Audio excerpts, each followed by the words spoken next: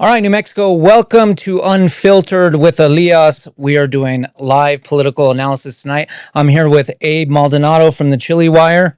How you doing, Abe? Doing good, Elias. Good to be in here with you tonight. We're going to have a fun night in store for our audience and our viewers who are excited and interested to learn who are going to be our governor candidates, and also some contested House races down the ballot as well. Yeah, this primary season has just started heating up. Absolutely. We've seen a lot of crazy stuff go on in the last 24 hours. So I'm excited to see who's leading in these races. Absolutely. I agree. And honestly, elections have consequences. So the future of New Mexico is on the line, I believe, this election cycle. So Yeah. 2026 is going to determine where New Mexico goes over the next few years and what that leadership looks like. Yeah, absolutely.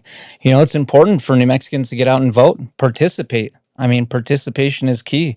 Um, I know we're going to go through some clips for everyone. We got some clips coming up, but it's very important. If you guys haven't gone out and voted yet, you still have time. The polls don't close till 7. Get down there, cast your vote, make your voice heard. I mean, this is one of the most consequential things that we have, right? The right to vote. Yeah. And it's a privilege, so utilize your privilege. I'm a former social studies teacher, and so spent my time in the classroom and being a political science guy. Hey, this is you as an American have this right and this privilege. Go utilize it, because, I think a lot of times we get frustrated with the way the direction is going, but oftentimes people feel like my vote doesn't matter. It does, because Yeah. when you start feeling empowered that, hey, my vote does matter, I'm actually going to go and show my voice on that ballot. And you know what? Maybe the candidate that you picked doesn't win, but the fact that you went out there was every effort, because you gave that candidate that you believed in a chance. Yeah, the people that say, "Oh, it's corrupt, my vote doesn't count." You can't really play that, because you can outvote any kind of corruption in this country, right? I mean, we just need people to show up, you know, and masses. Yeah. The masses need to show up. And it's accountability, right? Like, we have to remember that these folks that we are electing, they work for us. We don't work for them. They don't work for themselves. They work for you. New Mexicans, they work for you. And you have the ability to hire them or fire them. And so you have to go take advantage of that this election cycle. And you can't complain, right? And you can't complain. Yeah. You can't complain if you don't go out there and vote. Yeah. I'm sorry. Like, if you're going to just sit at home saying, you know what, I don't like the way the direction is going, but I'm not going to do anything about it. Well, then you're enabling the problem. Clearly, Yep. we have problems. So, hey, get out there. Yeah, that's why I tell everyone when I'm making my videos for my reels, I can complain because I vote. Yeah. I'm talking about it because I'm participate. Yeah. participating. Yep, I participate. So you guys want to get into our first clip? Yeah, we should. And this is a great clip, because I think this really sets the tone of why elections matter, and the comments that are being made by our outgoing governor most recently. And we're going to share this with you all, so you all can take a look, and we'll debrief it before we bring in our next guest. Yeah, let's show it real quick, guys. If women, Democratic women, just show up and vote, we're good. We don't need any of the men. Wow. Oh, that is so frustrating. That is so frustrating. I made a video about this, and I told New Mexican men, grow a backbone. She doesn't want you to show up to the polls. For this reason, she doesn't want men to show up to the polls because they feel like they have it in the bag, right? Mm-hmm. Yeah. That is so frustrating to watch that. And typically, coming from this governor, I mean, ultimately what she's saying is that men usually don't tend to lean into the progressive movement. So she's saying, progressive women, we're going to run the show, and we're going to enact a lot of these policy changes, emerge America and emerge New Mexico. They're trying to shift New Mexico into that direction. And what we've seen, it doesn't work. Yeah.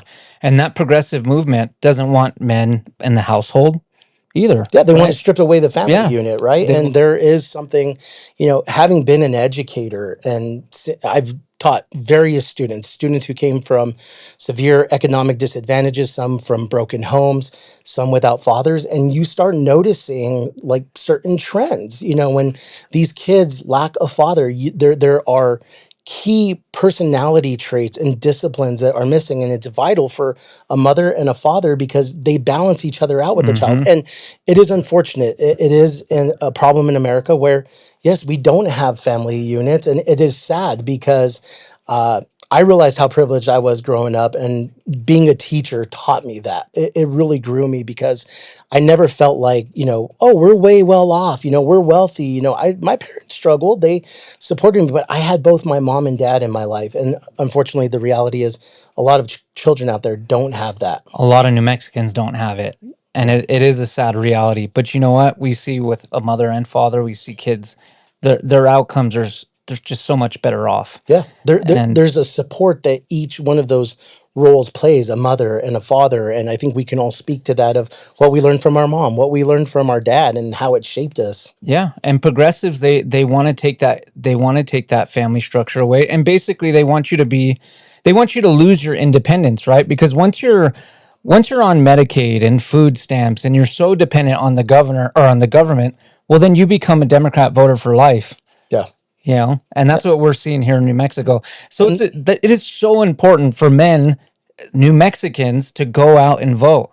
yeah, go vote. Pay attention to what these elected officials are saying, because when they say it out loud that like that, they're letting you know we got this Hmm. in the bag, and there's Yep. nothing you can do about it. Yeah, that's basically what she said. A lot of, some progressives told me, "Oh, she was just kidding." I'm like, "No, she was not kidding. Yeah, She anyone was who knows this governor, 100% serious." Yeah, absolutely. she was not kidding. So it Well, really hey, grinds my that's why gears. we're here, right? We're Yep. here. Everyone who's watching, this is why we teamed up, because it's important. It's important for younger generations to get involved and to hear all sides. I think one thing that has been missing in New Mexico is only one message has really been heard and controlled. And now there's folks like me and you who are sitting here saying, "Hey, you know what? We're tired of this. Yep. We're going to take back our state, and we're going to tell you what is actually happening. We're going to call out, the videos you've done, fact checking, because a lot of these Hmm. folks have gone away with it for so long that they haven't been fact Yep. checked and held accountable for their actions and for their decisions on policy." And it's crazy because like Michelle Lujan Grisham, Melanie Stansberry, Teresa Ledger Fernandez, I mean, all of these Democrats, they lie a lot. Yeah. Nobody fact checks them. No.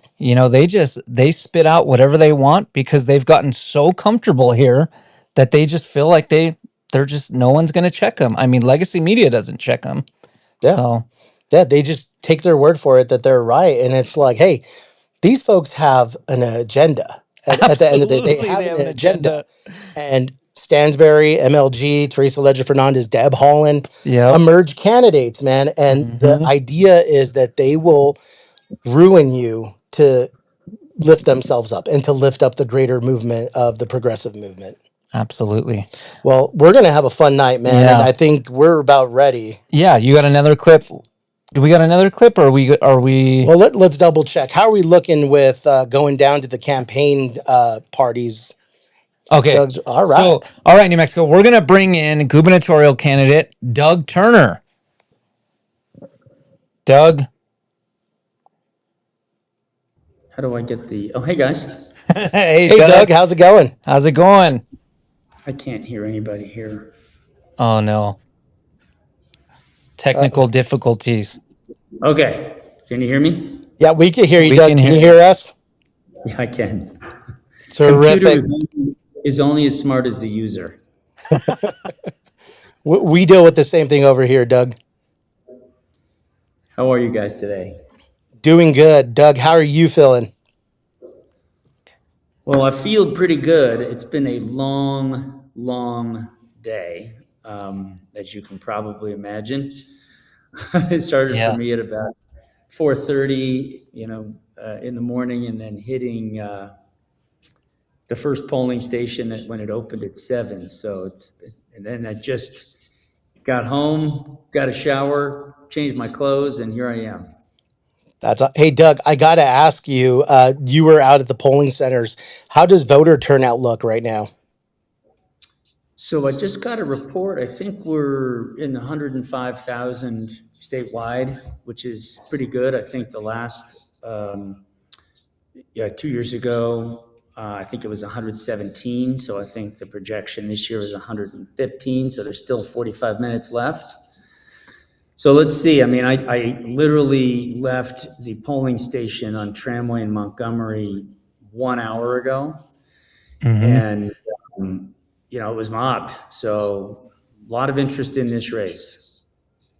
Absolutely. And Doug, we were talking just before you came on about how consequential this election cycle is, and how have you seen that as you've traveled around the state? How are folks feeling about this election cycle? I think 5 months ago, if you had asked me, there wasn't a lot of excitement. I mean, there was a lot of worry and concern over the sort of Democrats running in the race, and in particular Deb Haaland.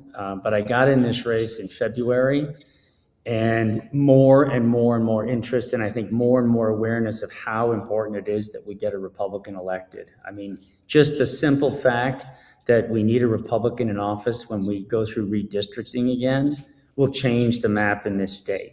I mean, that is huge. So Absolutely. very, very consequential, and you guys are clearly aware of that. Yeah, well, you did come into this race late, Doug. I mean, you came in, but you came in like a freight train, raising money. I mean, how long have you actually been in this race? What are we looking at, like 18 weeks now? Maybe I think 20? it's week 18. Week 18. 18. And Yeah. you guys are raising money. You've been all over the place. I mean, so we're really happy that you jumped in. I'm really happy to see another conservative jump into this race. So good luck to you. I would love to hear from you later on tonight. And thanks for stopping in. Yeah, my pleasure. And I got to compliment you guys for the work that you have done just to raise awareness about the race and the conservative issues that we all hold dear. And you guys do a fantastic job. So it's been a pleasure being on your shows. Thanks, Doug. We've been fortunate enough to chat with you, and I know Elias has interviewed you on his podcast, and you've also come on the Chili Wire. So it has been amazing to hear your vision for New Mexico and moving New Mexico forward, and really turning this state around, because we are certainly at a crossroads. Yes, we Yeah, are. for sure. And we need more platforms like yours. I'm not suggesting that you should have more competition because you want, to control your space. But, the more people talk about these issues, the more voters are aware, and the more action that people can take. And so it starts with guys like you. Yeah, well, me and Abe were just talking about that. We're not enemies at all. We want more conservative voices. That's how we change this narrative in this state. And that's how we start moving forward, right? We got to start combating these progressive policies, and we got to change the narrative. And we need more people speaking up. So Absolutely. And we need younger people. We have some young folks here in the studio that we need to also motivate and get involved, because it's their future that's at stake. I think me and Elias can probably say we're getting towards the middle of yeah, our lives. So, but there are some younger generations that really need some guidance and some perspective that oftentimes is left out. Well, you raise a good point. I got involved in politics in the mid 90s with Gary Johnson, and he got a lot of people excited. He was a young guy himself, in mid 40s. And, there was a farm team of young sort of conservatives out there, and many of them became state legislators and city councilors. And, I was down in Roswell, and it was the guy I met down there 15 years ago who blamed me for the fact that he's on the county commission. So, we need to make what we do more exciting and more interesting, and we need to bring young people into the party. I had so many young people out, at polling places today, showing up and supporting me, and it was exciting for them, yeah, To actually be a candidate out there going door to door with people was pretty cool. It was pretty cool for me, hanging out with a bunch of younger people. So, it's something we got to work on. Yeah, it starts in the home too. I take my 7-year-old with me every year to vote, and it's exciting for her. And I think that's how we do it. We got to involve our kids. We got to show them how important it is to cast that ballot and to be involved, and that way when they turn 18 and they're able to vote, they're just as excited as we are, you know. Well, my kids, you know, I have a 19-year-old and I have a 16-year-old who has a lot of, you know, friends in school who are 18. And so they're on their Snapchats and they're on their Instagrams and, you know, talking about who voted and sending pictures of them with their voting sticker. And, you know, my son came out to the state convention and spoke, and, you know, he's excited and his classmates are excited. So, you know, one step at a time, but we got to be willing to make an opening for them, you know, and give them something cool to do. Absolutely. And honestly, Doug, before you jumped on, we were talking about when I was teaching, you know, I had students who were about to go out in the world and they really felt a disadvantage to voting. They didn't feel like their vote matters coming out of high school and turning 18 and having that privilege. And I used to say, you have to vote. That's the only way you get change. It's that mindset where you feel that not getting involved and not speaking up that leads to some of the problems that we're seeing here in New Mexico, and we just start settling for the status quo. Yeah. Well, we get what we deserve. And, you know, if we're not willing to do the work or even show up to vote, you know, complaining is kind of pointless, right? I mean, if you have, Yeah. you know, people can lose by one vote. Yeah. So it matters. Yeah, it does.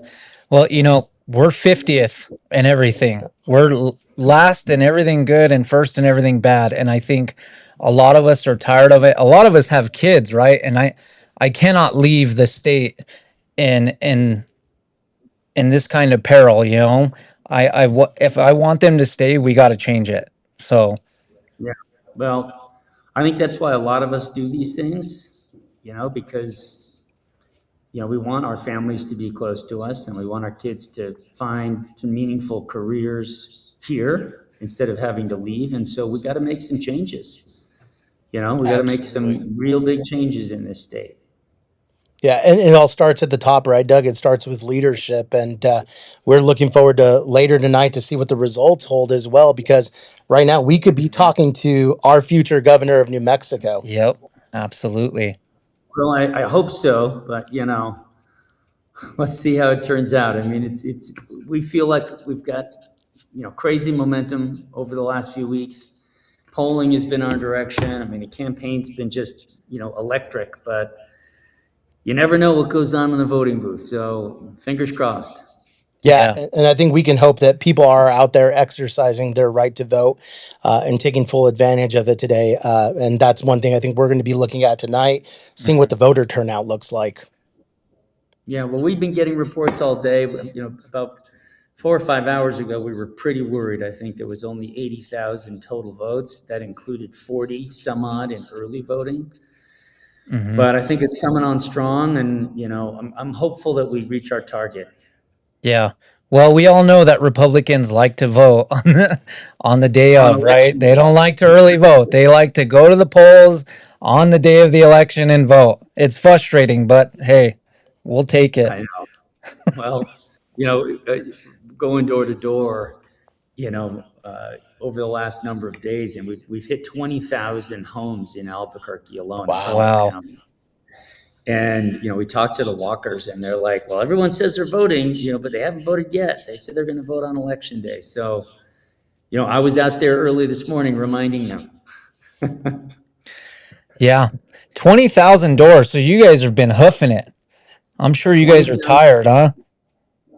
Oh, yeah. I mean, the whole crew has been, you know, like you joke that everyone's wearing 2 or 3 hats, including me. So, Yep. And Doug, it sounds yeah. like you might need a new pair of shoes to go out walking the streets now. Oh, man. It's been really great. You know, I mean, this is an amazing, amazing state with amazing people in it. And we need to take care of them. You know, we need to fix some stuff, and you know, we need to live up to our potential because our potential is huge. And I'm Absolutely. excited. I'm excited about getting the results tonight. I'm excited about sleeping for 2 days solid. Well, you're gonna get if you do win, you'll get a quick 1 day, 2 day break, and then you're gonna be Right. out again, right? Yeah. I know. I know. I'm kidding about the 2 days. If I could get 6 hours, that would be good. Well, Doug, we Anyway, appreciate you and the time you've taken to join us here. We know you're extremely busy. We know that you have folks around that want to chat with you and want to celebrate with you tonight as you all wait for the polls to close. Yeah, thanks for coming on, Doug. Good luck. all right, guys. We'll talk to you soon. Have a great evening. You You as well, too. Doug. Thank you. Well, that was gubernatorial candidate Doug Turner. Sounds like his campaign came in like a freight train, Yeah, right? I $700,000. mean, I they mean, came in in like, 3 months. yeah. I mean, they just started steamrolling over people. They were just raising money, hitting doors. They were going crazy. So, and I like to see it, right? The competition is, I mean, Competition's good. We need yeah, to we vet need out who is the choices. best candidate. Yeah. And Absolutely. we need choices, we need choices. When this primary first started and we thought it was just going to be Duke and Greg and Allison, I was like, we'll see how this plays out. But when Doug entered, man, it just seemed like a lot of things changed. And then after the pre-primary, I mean, we saw, right? We saw who was going to stay in and who wasn't. Yeah. Steve Lanier dropped out, Allison dropped out, and then we were left with these three guys. So Yeah, it really starts to really get smaller in size yeah, as the competition heats up.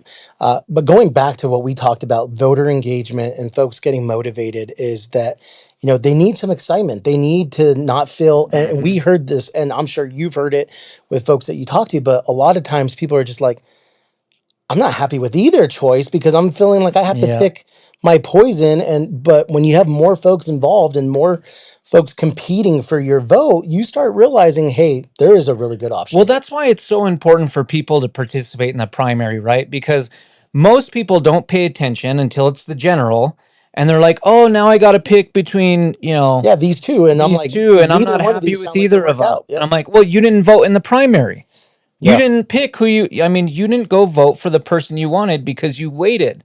And that's why it's so important for New Mexicans to get out and go cast their Yep. ballot, And they right? have half an hour. And as long as you're in line before 7 o'clock, you can vote, even if it goes after 7. Yep. So go get in line. If you're watching this and you're like, I haven't voted, but hey, I'm ready to go vote right now, find your nearest voting center, get there, get in line. Yeah, I don't think a lot of people know that. If you're standing in line and it's 7 o'clock, you still get to vote. But all right, guys, we got Duke Rodriguez, gubernatorial candidate Duke Rodriguez next. He's coming in, and we're going to speak with him. Duke is coming in.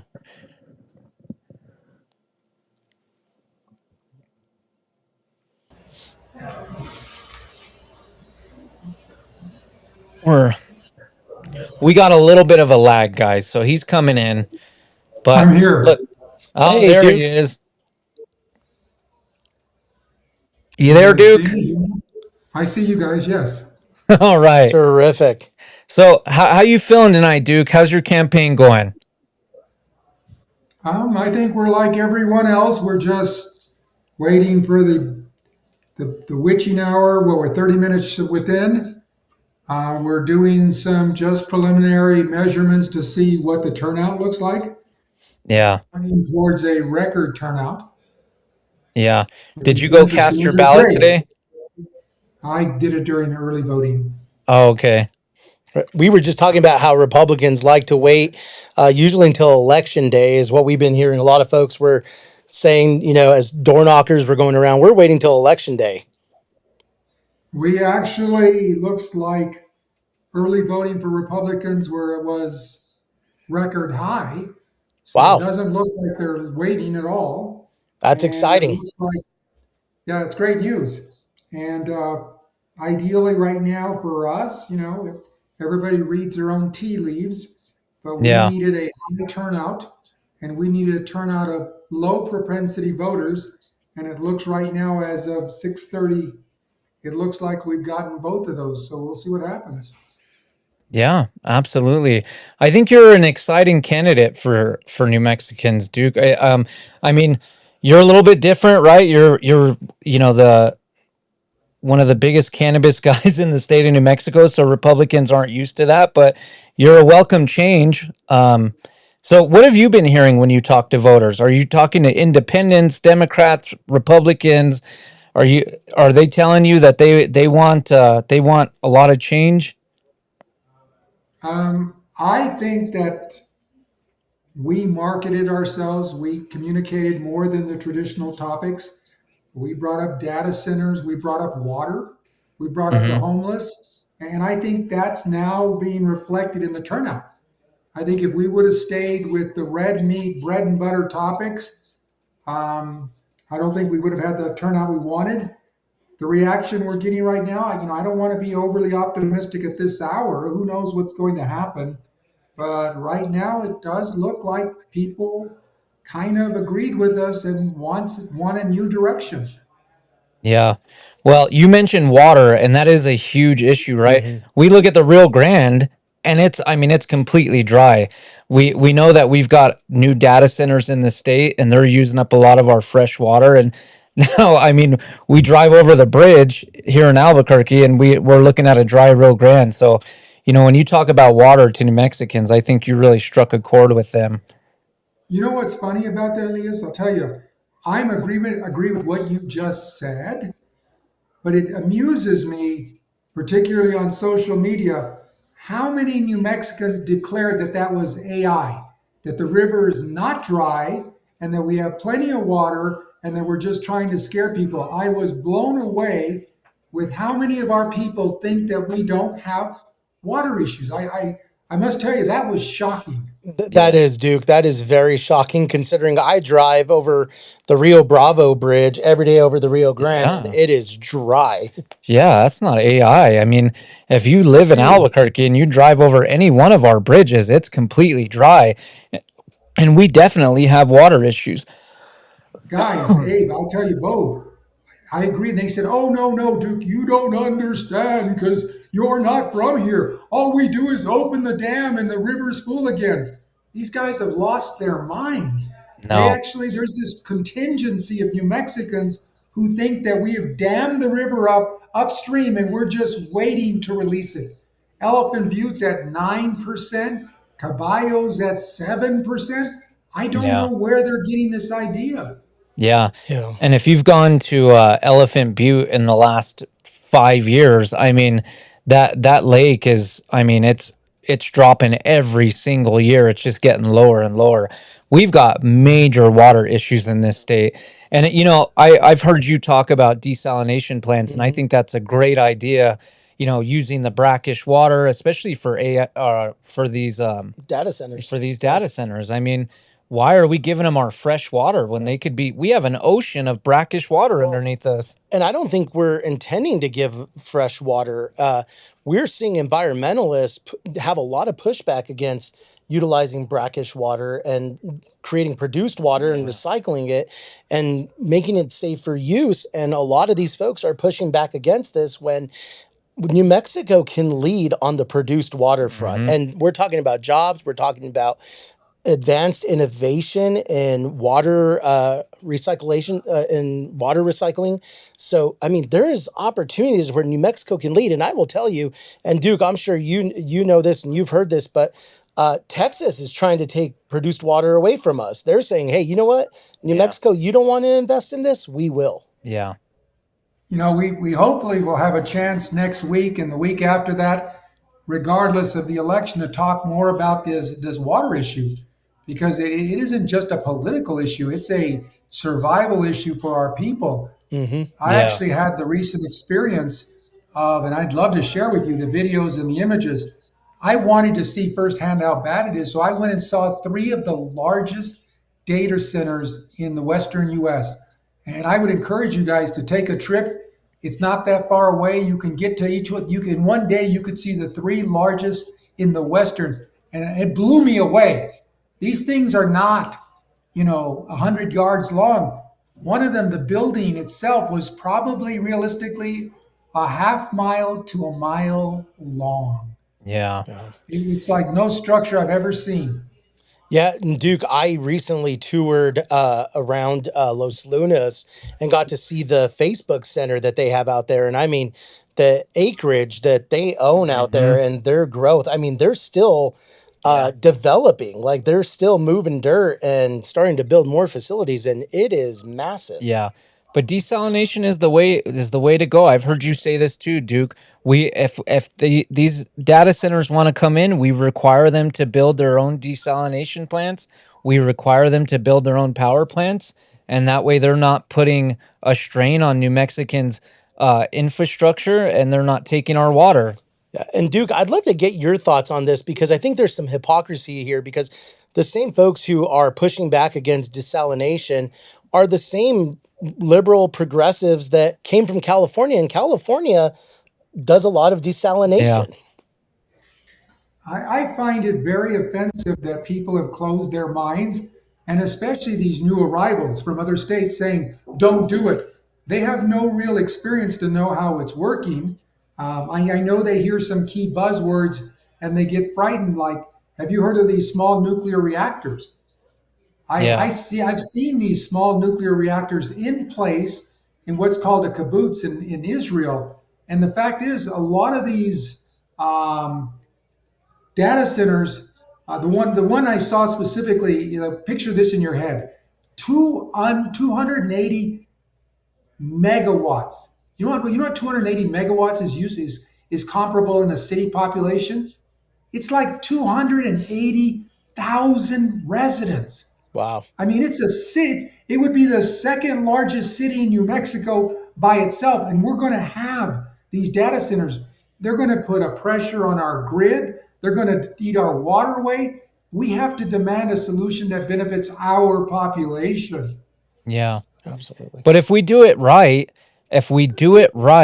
it could really help New Mexico too, right? It could diversify our economy here. We wouldn't have to be so dependent on oil and gas. Or right now we are heavily dependent on oil and gas for Half our our state budget. budget, half our state And budget. oil and gas is so volatile, right? That's why it's constantly going up and down.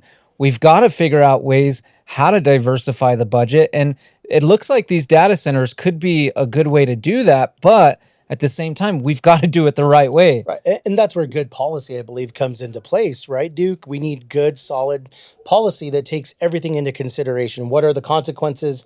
What are the pros that we get from enacting this? So, I mean, we could talk about economy. We can talk about the jobs that will be created. We can talk about New Mexico leading on the AI front. There is opportunities there. New Mexico has Mhm. missed out on big opportunities in the tech world. I mean, Rio Rancho could essentially been the Simi Valley once upon a time, Yeah.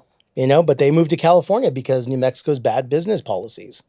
But do you Yeah. guys consider this? We are three rational individuals having an intelligent conversation. I will predict for you the Democrats will take a hard line in this general election saying no to data centers. And unfortunately, I think the Republican candidate will almost be pushed into taking a similar line just to be competitive. And we're not going to talk about the merits of it. We're not going to talk about, you're right, data centers are a national security issue. Data Mhm. centers relate to more than just, oh my God, the water and the lake. There's a whole lot of issues. And I'm afraid that we're going to have to skip it because we're afraid to have that intelligent conversation. Yeah. I mean, we see progressives consistently attacking oil and gas. We saw Clear Horizons this Yeah. past The session. Green Amendment, Yeah, previous they session. they want to get rid of it, but they don't want to bring other industry into the state. We've got to stop taking this hard line, and we got to start actually talking about what's going to better New Mexico. Yeah, they hate the industry. They love the money, right, Duke? And you made this a big talking point recently, and your lawsuit against the governor's universal child care. And I think we can all agree that individuals living below the poverty line should have access to child care. But this was really essentially child care for the rich that was paid Yeah. for by oil and gas. Hmm. Well, I do worry that we are entering into a very destructive election cycle in our state, particularly. I think there is so much anger at the federal level that any kind of progress may be frowned upon so aggressively that it's going to limit the Republican Party's ability to put forth new novel ideas. And that scares me. Yeah. Well, we've got to get the messaging right. We've got to tell New Mexicans, look, the policy that is passed in New Mexico has nothing to do with what's going on in Washington D.C. You know, Donald Trump does not run, the roundhouse. He has nothing Yeah. to do with it. And we've got to make that separation, and we've got to get people to see it. Yeah, a lot of the policies that are hurting New Mexicans are happening right here at the state level and at your local level. You need to pay attention to who you're electing as low as city council and county commission and mayors. I mean, Yeah. they all have a big impact on the direction that these municipalities go in. Yeah. Yeah, and this race is very important. This race that you're involved in, Duke, it's very important that we get a Republican in office. I think we've done a great job of creating public interest. That's wonderful. We may have actually created too much Democratic interest because I've seen the numbers. This is a scary thing, Elias. And Abe, I just did a quick little math of back of the napkin. If you combined every Republican vote that's been cast in this primary, and you combined it with every single DTS vote, not those who pulled just Republican tickets, but go to the larger number, we would still lose to the Democrats by nearly 40 points. They are just piling it in. While we're having record Republican turnout, they're having near astronomical Democrat turnout. Wow. Duke, do you attribute that to, I think, some of the things that we're seeing at the national level, right? I think gas prices right now, the Iran situation, I believe that a lot of that, it may be motivating them, right? And I think the progressives are motivated because they lost big time in 2024. Yeah. Yeah, absolutely. Well, I think in a way, to be rather crude about it, I think a lot of the high Democratic turnout, it may not be as rational and it may be as crude as being a middle finger to the White House, and we have to accept that reality. There is a lot of anger. This afternoon, about noon, I saw a big protest at the corner of Juan de Beau and Montgomery, and they were on all four corners of that protesting the Iranian situation. So no, they are out there. They are using this leverage, and they're getting their voices heard. Yeah, and Duke, I think one of the biggest things, like for me, that sticks out about this situation, and we briefly touched on this earlier in our conversation, is we have to educate voters. We have to message on it because I don't think that a lot of voters, especially younger voters, understand the Iran conflict. For ages, over 50 years, we've been battling this with Iran. Iran once upon a time was a country that was seeing prosperity, and then the Islamist State took over and it completely changed the game. And this Yeah. is a country and a leadership that has never liked America. They've always chanted death to America. And finally we had a president that said, you know what, I'm not going to take this anymore. We're not going to play this game of them threatening nuclear weapons. And they were already threatening about shutting down the Strait of Hormuz Well, before we yeah. got into this conflict. We have to educate these voters because we've had a carrier group basically sitting in that ocean for the last 40 years, right? I mean, we go through this with Iran every few months. We're escorting tankers through there. I mean, so much so that it's built into our national defense budget. So this isn't new, right? This conflict isn't new. We've been doing this for 50 years. So, but a lot of Democrats don't understand that, right? They don't know that we've had a carrier group basically sitting out there for the last 45 years escorting tankers, right? And we're putting all this money into our defense spending because of it. And they just think that we just went over there and started bombing them. Yeah, and also the larger impact on the U.S. dollar and the global economic issues. I always I've heard from folks recently saying, why is gas going up for oil that is foreign, but we rely on domestic energy? I said, good point, but oil is only ranked on the U.S. oil in the stock market. And unfortunately, that is a global price. So Yeah. even though we have our own domestic production here and we have a very great basin in our Permian Basin and also our San Juan Basin, the reality is, yeah, it's unfortunate. And I think that's why this conflict is in the long run going to be looked at. That was worth it for American interest, but also global interest, to make sure that one country does not hijack the top, percent of the world's oil. Yeah. And New Mexico is making hundreds of millions of dollars right now because of this. We're doing really well. Hey guys, I'm going to have to bail on you. I got 2 TV stations waiting in the lobby. Yeah. Yeah. Duke, well, we appreciate your time. We wish you best of luck.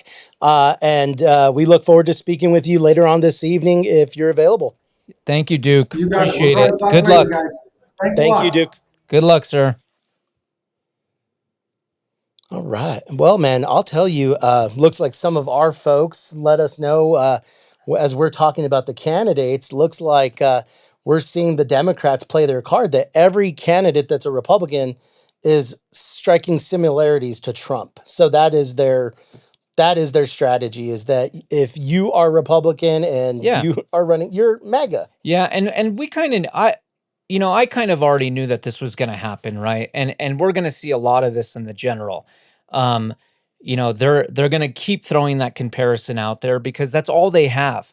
Because when we look at Democrats in New Mexico, they cannot run on their record. Yeah. They just can't, right? So what do they have to do? They have to distract voters and they have to put all the attention on Trump, right? They got to link Republicans, even though Republicans in the state of New Mexico, the policy here has nothing to do with Washington, D.C. That's the only thing they can do, because when we look at the Democrats' record in New Mexico, it is terrible. Yeah, I mean, you just have to look at the rankings. Yep. As we said earlier, dead last in everything good and first in everything bad. I mean, Yep. those are your rankings. Like, that is what Democratic policies have gotten us since statehood in 1912. Yeah. I was scrolling on Instagram or Facebook or something earlier, and I was looking at one of my buddy's posts, Johnny America, and he was talking about all these restaurants that are shutting down in Albuquerque. Wendy's just closed half of their restaurants in the city of Albuquerque, and I'm like, what do you guys think that is from? You've got to these things directly correlate, right? Bad policy shuts down Crime, small business. loitering, Yes. homelessness. I mean, being homeless isn't a crime, but it plays an impact on businesses trying to thrive when they have to fix windows or repair their facilities Yeah. because they've been damaged. I mean, eventually you say, you know what, this isn't worth it. We're going to cut our losses and just shut down. And now we have Tim Keller raising minimum wage. So it's like, we saw what happened in California when they raised the minimum wage to $20 an hour, right? We saw thousands of small businesses shut their doors. We saw them close their stores, cut hours. We saw them cut benefits. Well, and the greater impact is that it actually lifts cost of living. Yep. Because now, okay, minimum wage is going up. I got to pay you more, but now my prices go up on goods and services. Yep. The Democrats are going to get their money from somewhere. So yeah, you know what? We're going to give you a higher wage, but guess what? We're going to tax you somewhere else. And guess what? Now you're just paying that money back. And so it's essentially like you didn't get a raise. Yeah. And McDonald's may be able to handle that, right? They may be able to handle the minimum wage hike, but a mom and pop, a father-son duo restaurant, a taco truck, something like that, they may not be able to handle it. Yeah. So, all of these policies that are being pushed in New Mexico are directly responsible for the things that we are seeing in this state right now. And they don't work, because what we're seeing in New Mexico right now with a lot of these progressive policies that are being passed, they were done in California. What happened in California? People are fleeing California because they realize that. And Spencer Pratt is addressing it now, right, in the city of LA. And he's saying, hey, we're losing Hollywood. Hollywood has even left California. They're saying, we're going to take our setup somewhere else, whether it's New Mexico or somewhere else. But then they come here and then they vote the same thing that they did in California that they're running away from. And it just does not make sense. And we're seeing a population decline in the state of New Mexico now. Yeah, we're the greatest exporter of our people. Yep. And look, I mean, our population is declining. Look, the city of Albuquerque is broke. It's dead broke. Tim Keller just passed a $1.5 billion budget. right? So the city of Albuquerque is broke. We have people leaving. We have small businesses shutting down, leaving. And I was just telling a buddy this earlier. We're going to see a tax increase in some sort. It's going to be property taxes, GRT, something is coming, you know? And all of that is, all of these policies are directly responsible for these things. So I don't know what else. I mean, we just have to get our messaging right. We Yeah. really, really do. And not just conservatives, but declined estates, independents. These people got to get out. They got to understand how important this is. So Absolutely. Well, everyone watching, it is up to you and it's up to us to decide how we change this and who we vote for. yeah, And it looks like right at this time, we're going to take about a 1 minute break as we get ready to bring in our next guest. yeah.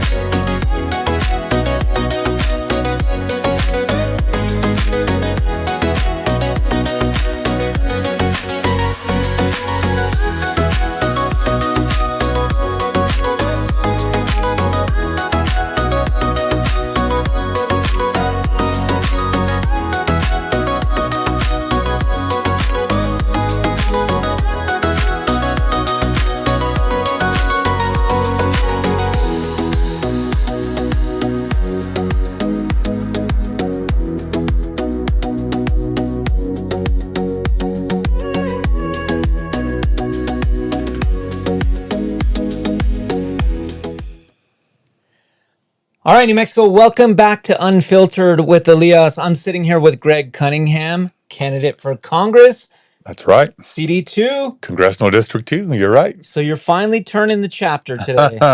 Yes, we were just talking about that. Yeah. It's a milestone. It is a stepping stone towards the goal that, we're all shooting for here, and that's victory in November. I mean, but it is sort of that moment of like, okay, it's real now. Here we go. Well, your race is probably one of the most I'm most excited about your race, right? Because I know we can do it. Mhm. I know we can flip this seat. I know we can get you in Congress, and we can bring good conservative values, and we can bring representation back to the Republican representation back to the state of New Mexico. And that is exciting. You're going to have to say those words together a few times in a row to start having people have Yeah. that sink in a little bit. Republican representation. We don't know what that looks like anymore. No, no, we don't. And it's sad. It's sad that half of this state is Republican, but we don't have any representation. Well, our intention is to change that.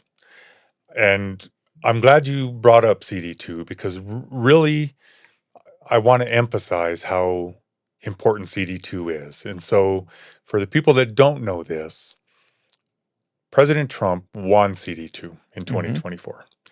Of the 435 congressional districts in America, it's one of 13 that the president won, but the Democrat won the seat.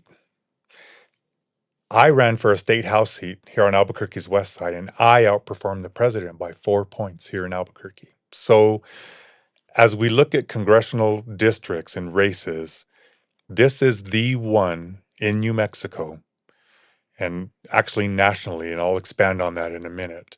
But in New Mexico right now, this is the race that we have a mathematical and statistical zero starting point. This is a toss up.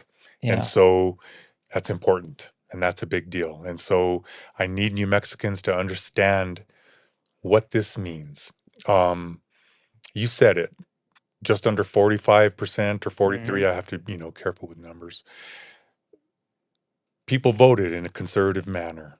And we do not have a seat at the table right now. We do not have a voice. We do not have an advocate. And we need that. I Yeah. mean, we have seen what a one party system has done to New Mexico Yeah. and other states around the country as you look. But again, this is our state. This is where we live, where we love, where we're raising our children and our grandchildren. So we're going to talk about New Mexico. We know something's wrong.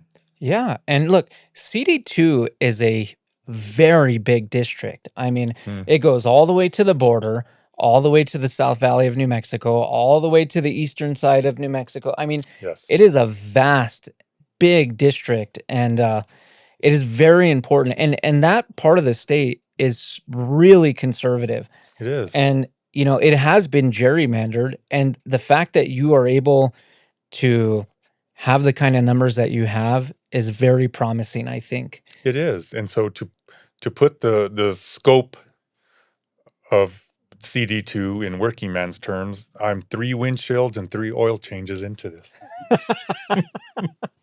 That's how we're measuring this. Well, I mean, Democrats they gerrymandered CD2, right? They did, and the intention was to get Congresswoman at the time Harrell out. Mm-hmm. They accomplished that, and the way they accomplished that was by bringing in Albuquerque's west side and Albuquerque's South Valley, which is traditionally Democrat Mm-hmm. or blue, and taking out Roswell, cutting almost all of Artesia out of it, and most of Hobbs. And those are traditionally conservative or red cities. And so they skewed the numbers. It worked for a period of time. Yeah. But the fact that I outperformed the president here in 2024, Albuquerque is my home. It's Mm-hmm. my backyard. It's where I was a police officer for 22 years. We're going to make them regret doing that. They brought us into this race and we're going to make them regret that. Yeah. Well, it's insane to me that they just cut Roswell, right? You look at the map and they shaved right into Roswell, and then they cut Hobbs, and I mean, and the Supreme Court said it wasn't egregious enough, which is another thing that kind of it's just insane that they were able to do it and it just wasn't egregious enough, but it was egregious. Just not egregious enough to overturn it. Well, we're all very excited about your race, and I want to do whatever I can to help you win this race, because I would love to have a good, godly Christian man that believes in law enforcement, believes in border enforcement, someone that supports the president, someone that we can depend on in Congress, because we just don't have that right now. Oh, thank you for saying that. I appreciate that. And that really is sort of the cornerstone of who we are. Is that's my expertise as law enforcement, safety, border security. Yeah. The representation part you brought up already. It's important that we have a voice that speaks for people that, are of like mind. And, the other issue that I'm sure you guys have been talking about tonight is kitchen table stuff. How Yeah. much things cost, what matters, how do we feed our families, how do we pay our bills, what does that look like, and what does that mean for us going forward? Yeah. And if we can convey that message to New Mexicans, I think we win every time. Oh, absolutely. And I'll tell you, going back to what we were talking about earlier, Washington is all in. We have the President Trump's endorsement, we have congressional leadership's endorsement. I was in Washington last week. I met with the speaker. Washington understands how important CD2 is.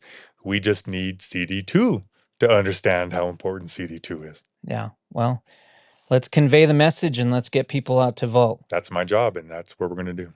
Thank you for coming in, Greg. I Oh, thank you for appreciate it, having me. and good Always. luck. Ah, And let's turn this page and let's move on to the general. it's about winning, right? Yes, sir. Let's get her done. Thank you, sir. Thanks. I think we've got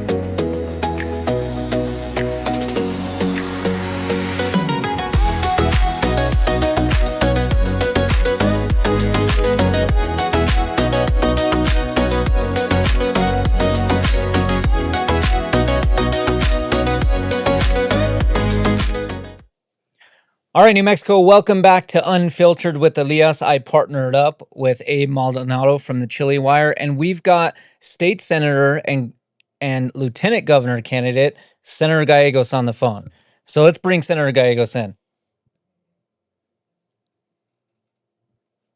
Senator Gallegos, you there?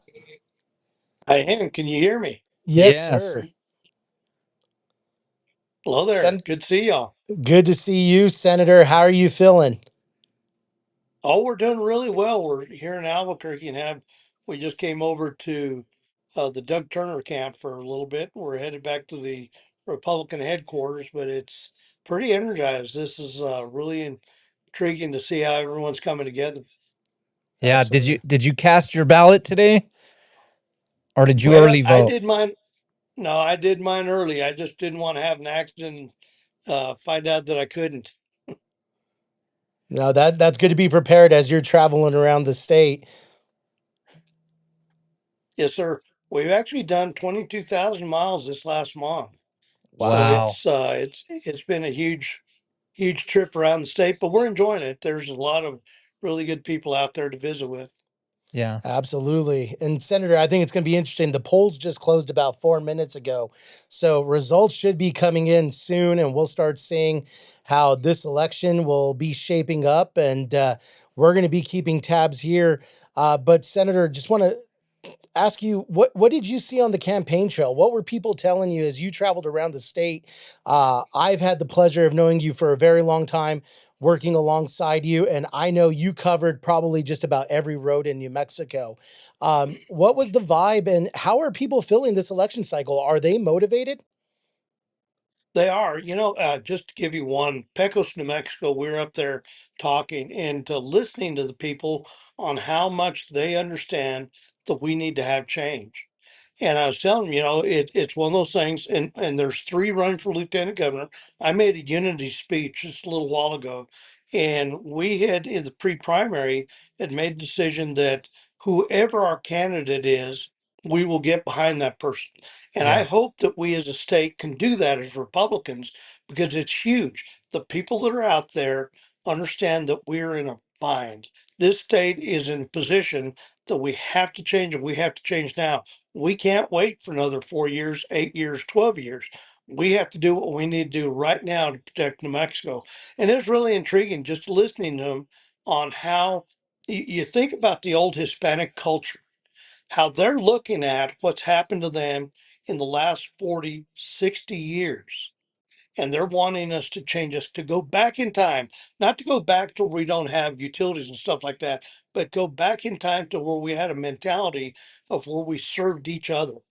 Is more about the people in this state than anywhere else in the nation. I had in that conversation someone tell me that, why are we worried about what's happening in California? We need to watch what's happening here in New Mexico. You think about Ruidoso, you think about up there at Mora, all the fires and everything we've had. We need to work on these people that are there and see what we can do to help them and protect them and stop worrying about what we can't control, which is California and New York. Absolutely. Well, Senator, I think you might have been listening to our live stream because we were just talking about Yeah, that. yeah, yeah. I mean, for some reason, progressives in New Mexico, we just tend to follow exactly what California does, and we got to get Yes. away from it. And I'm excited by the fact that you're talking to New Mexicans and they want change, right? Everybody wants change. Everybody knows that there's something rotten in this state, and it's progressive policies and progressive politics. And we've got to convey that message. We've got to show people the difference between Washington D.C. policy and New Mexico policy, and the policy that's going on in our state is sending us down a direction that is just tearing us apart. It is. And different conversation we had in Raton, New Mexico, and I was telling him, as a 14th generation New Mexican, this state's worth fighting for. I Yeah. mean, you look how beautiful we are from corner to corner. We've got some unique places in this state that are just beautiful. But for us Mhm. to give up, and that's what it feels like. People think that we as Republicans have given up because we've had some strife in the party. Well, we've got to get beyond that. We need to look at how do we focus on winning in November. That's the only thing we need to consider right now. We've been working the House and Senate for the last 2 years, looking at how do we govern. Not now. We'll get the governor and the House, and then in 2 years get the Senate. We, when Governor Martinez was in, we handicapped her because we didn't have either of the chambers. If we can change the House this year, and in 2 years the Senate, we can govern this state long term. And that's what we need to look at. Where are we going to be at in 20 years, 30 years, 40 years? And what's it going to do for my grandkids and your grandkids? Because it's going to matter. Yeah, and that's exactly what we were talking about a little bit earlier, Senator, was this election cycle. Yes, we're part of it right now, but it's really essentially for our future generations in New Something Mexico and just how we're going to grows. leave this state to them. And is there going to be opportunity? Is there going to be jobs available for them? Is there going to be high quality education access I for don't know them if you can hear and me, but in something just preparing them for froze. the future? So I think it's very important this election cycle that folks get involved. Yeah, and you know what? We've got 13, 14, 15 generational families in the state of New Mexico, and we've got to convince these people to vote. Yeah. We've got to get them to the polls because right now we've got people that they're just moving into our state and they're taking it over. Yeah. I mentioned this Yeah. on my podcast. I said, New Mexico, give Republicans a decade, if not longer, to Mhm. run New Mexico and tell me if it was the best decision. Just give it a shot. Vote Oh, Republican. yeah. And for 10 years, give us a decade, let us enact policies, and let's see what happens. Yeah, because we just Yeah. keep spending, and obviously spending money isn't giving us a better outcome. We've got to go a different direction. I'll tell you, an early mentor of mine told me money does not fix problems. No, It just does not. No. yeah. Well, Senator, they've tried and tried it. It's never worked. So we've got to change something.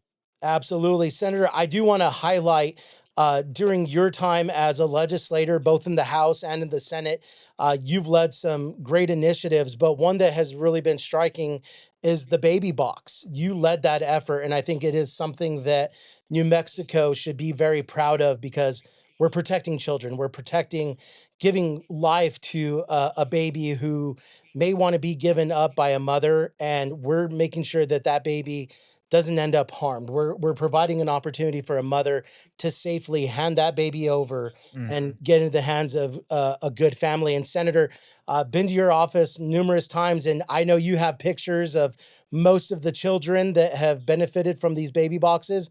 But just want you to talk a little bit about your experience with that and kind of where that started for you. Where did you get that information, and what made you say, "Hey, you know what? I need to lead this." Well, and to go back, it all started when that little baby was dumped in the dumpster there in Hobbs. I live 20 Ah, miles from there.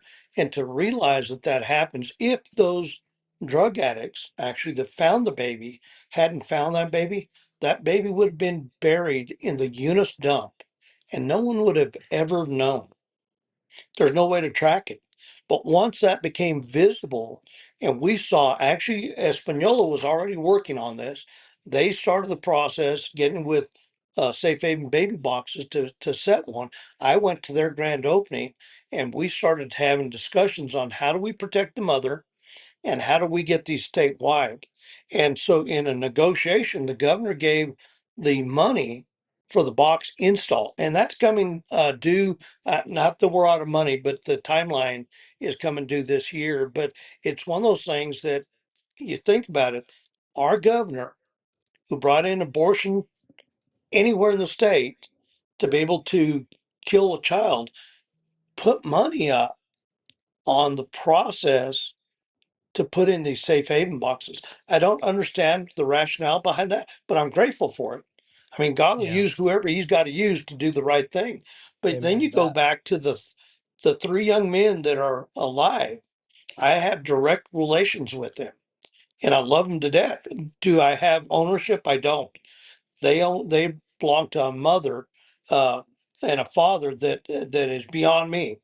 But it's one of those things to see them for their birthday or when they come to the Capitol or the first baby, Safe Haven baby, he comes to the house and we actually are gonna, his parents want me to have a direct relationship in raising him later for the rest of his life. That's a huge blessing to me. I've got one granddaughter, I've got two daughters, and now I've got a little boy that's gonna do my yard one day. He doesn't know it yet, but I'm gonna let him cut my grass. But the blessing of seeing them alive and doing well. This little young man is 2 years old, speaks in full sentences, knows colors, knows shapes, knows he is so smart. And to think that his mom's option was to kill him. Yeah. And so we're so blessed that he's going to have an opportunity. And one day, I hope he will tell his story when he gets to the point that he can understand what happened and the blessing that he was given. I think it's going to be one of those things that it's going to be a gathering for a lot of people to see how many. I was telling someone earlier, I think we are in an emergency situation right now because we continue to kill the kids of our next generation. We don't even have replacements for New Mexicans. As we die off, we've killed off our next generation. So at some point in time, it's going to be critical, and it'll be critical that Jonah tells the story that he was given a chance at life because of that safe haven box, and that will sell. That little young man will be able to make that point way better than I could ever do it because he's actually lived it, and he's a, a prime choice to show that that process works and that family's benefited and that mama is not harmed that left him in that box. And that's what we want to do. We want to protect the mom and give the child a second chance at life. Well, yeah, sir. As you know, as conservatives and Christians and pro-life advocates, we've got to give these women another option, Yeah. right? I mean, and We that's do. what this program is about giving them an option. You know, if we don't want them to have an abortion, we've got to provide options like Yeah, this. provide openings for Yep. adoption, right? Yeah. Like let's Oh, yes. lower the burden on adoption. I have friends who have went through the adoption process, and there is a lot of red tape. It is not an Yeah. easy process, and it's actually a very costly one too. It's not cheap, and so Yeah. for good families who want children and maybe they can't conceive children, this is an option for them to take in a child and raise a Yeah. family. Yeah, as conservatives, we've got to create more options like this. You know, I'm heavily against abortion. I don't believe in it. I'm a Christian man, but we've got to make it easier for families to foster children. We've got to make it easier for families to adopt children, and we've got to create more programs like this where women that don't want to get an abortion but they can't take care of the child have an option to turn over that baby safely, and there's no repercussions. So thank you, Senator Gallegos. I love, safe haven baby boxes. I wish we had them everywhere in this state, but I think it's a wonderful program. Absolutely. Well, Well, we've got Senator, 17 and we're not stopping. So I look forward to adding to them as we go. One thing I would like to say is we always need to remember that we need to work at having a man in that house. We need to keep the family Yes, together. sir. It wasn't just for the woman to have to care for a child, it's a husband and wife. And once we get back to that foundation, we can solve a lot of these internal problems we have statewide.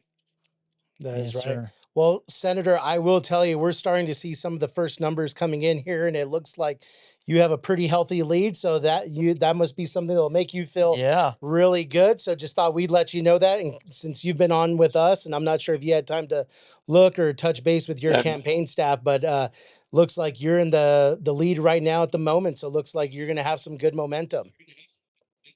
Well, good deal. I appreciate that, but it's been feeling like that all day. I wouldn't. I got up early this morning to pray, and my prayer was it'd be God's will.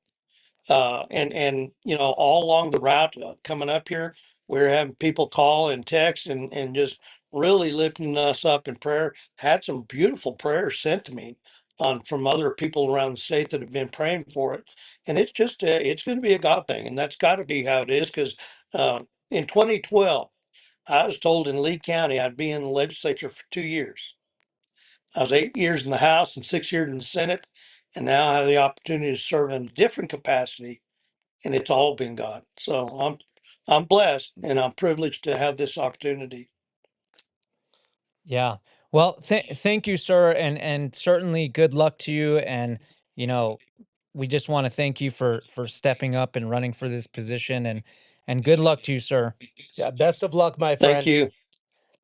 God bless you both. Thank you. God bless, Yes, sir. sir. See you soon. We'll see you, Bye bye. Senator.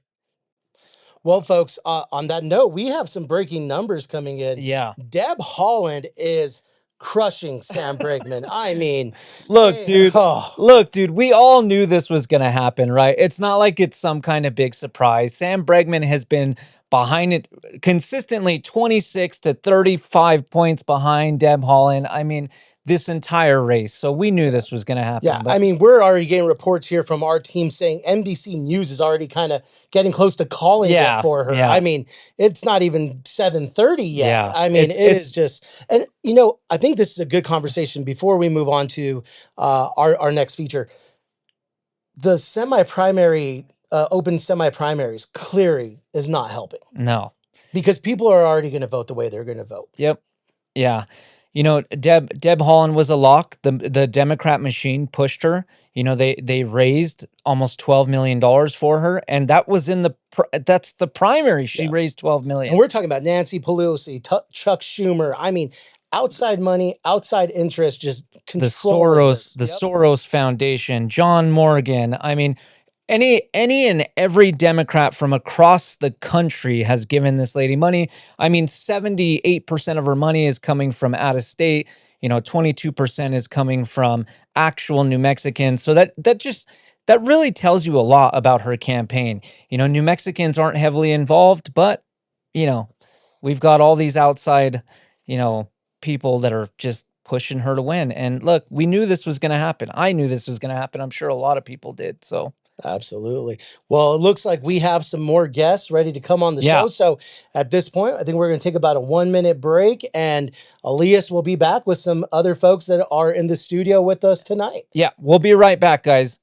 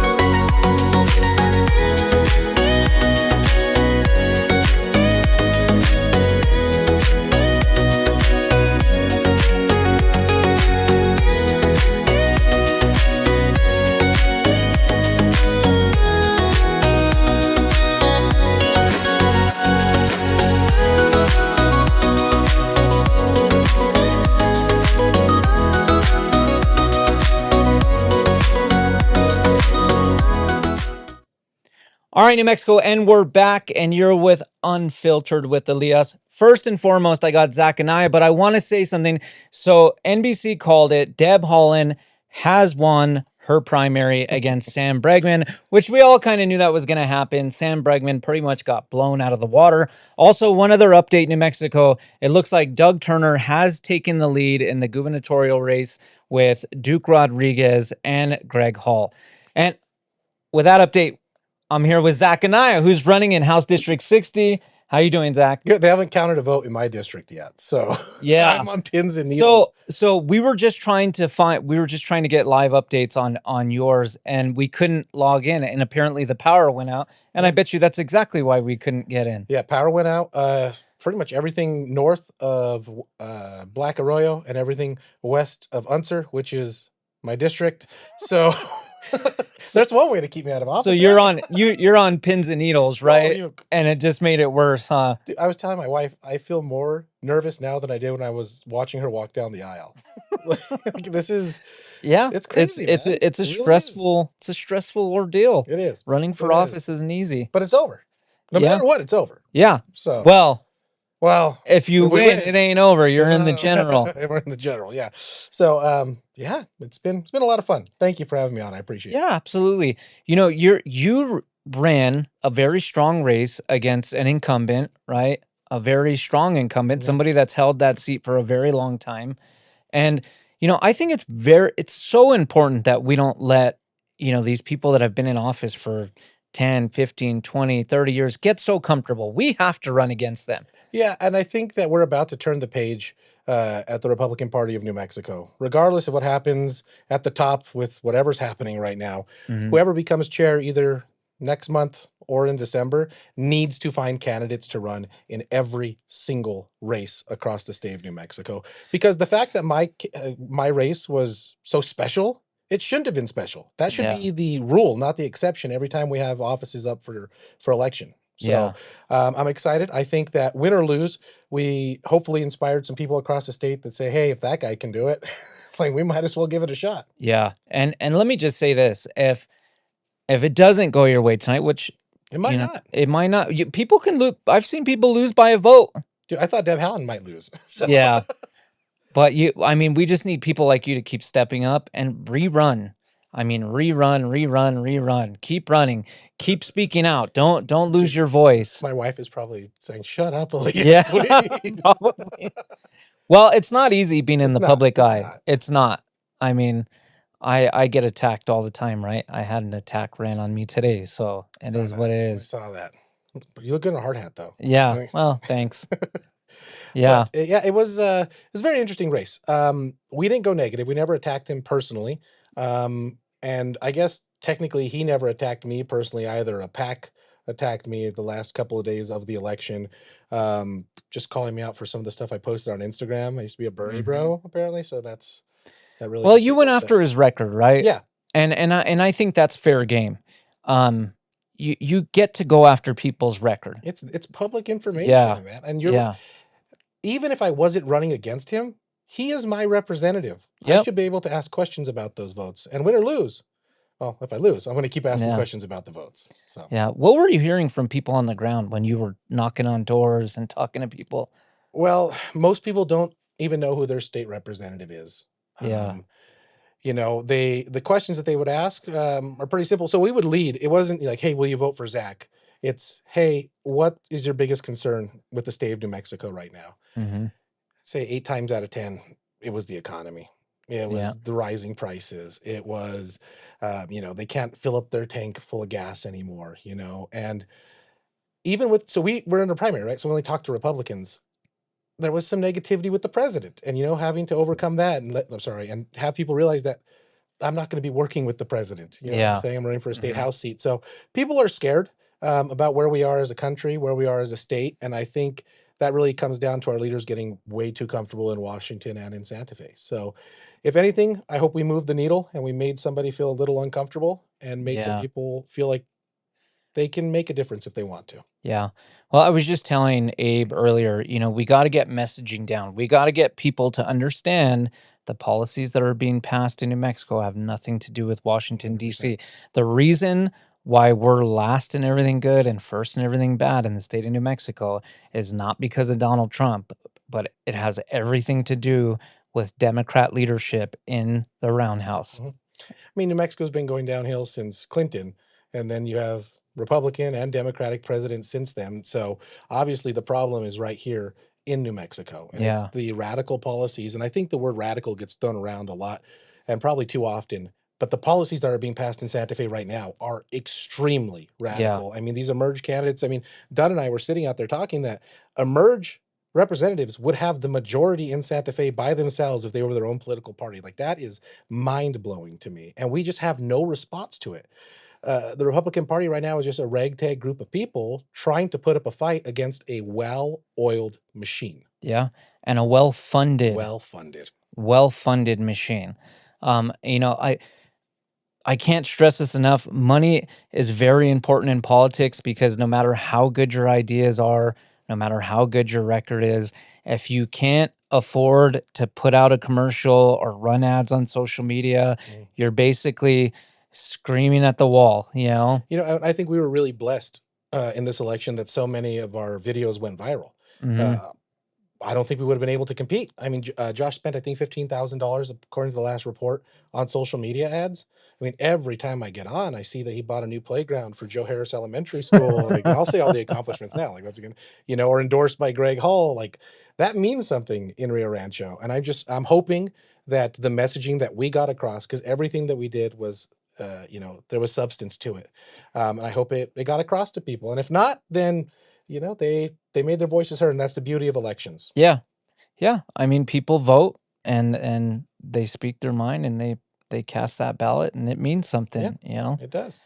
So, well, I mean, I gotta say, I mean, just having fresh faces, younger people run is great, right? Because you're not the Janelle Taylor Garcia is Yeah. running. I saw her I out mean, there to hold her sign on yeah, Wyoming and Paseo the other day. yeah, you're running. Richard Zubia is running. We've got a lot of young, fresh faces in the Republican Party, which makes me feel better, right? Because we're building our bench. Yeah. You know, you know, people our age are starting to realize, you know, I got kids and they're getting older and I want to leave a better New Mexico for them. Yeah, I want them to stay in New Mexico. Yeah. That's literally why we're running, is I want to leave this place as an option to my kids. You know, Mhm. growing up, I always thought, okay, I have to go to Texas or I have to go to New York or Florida to do what I want to do.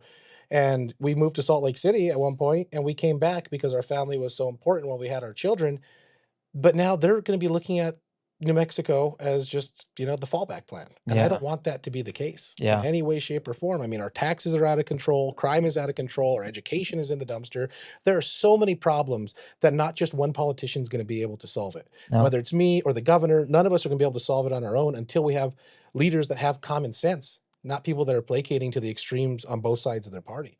Yeah. And right now, our representation in Santa Fe is held hostage by the radical left. Yeah.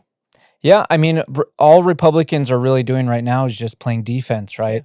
They can't really play offense. Their bills aren't really getting heard, you know. So all they're doing is trying to fend off the really extreme policies, Like you SB know. 17, I mean, the way we were able to rally, it never should have made it out of committee.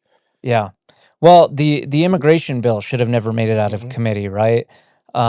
Clear Horizons, all of these bills that are unconstitutional, but we're passing them anyway.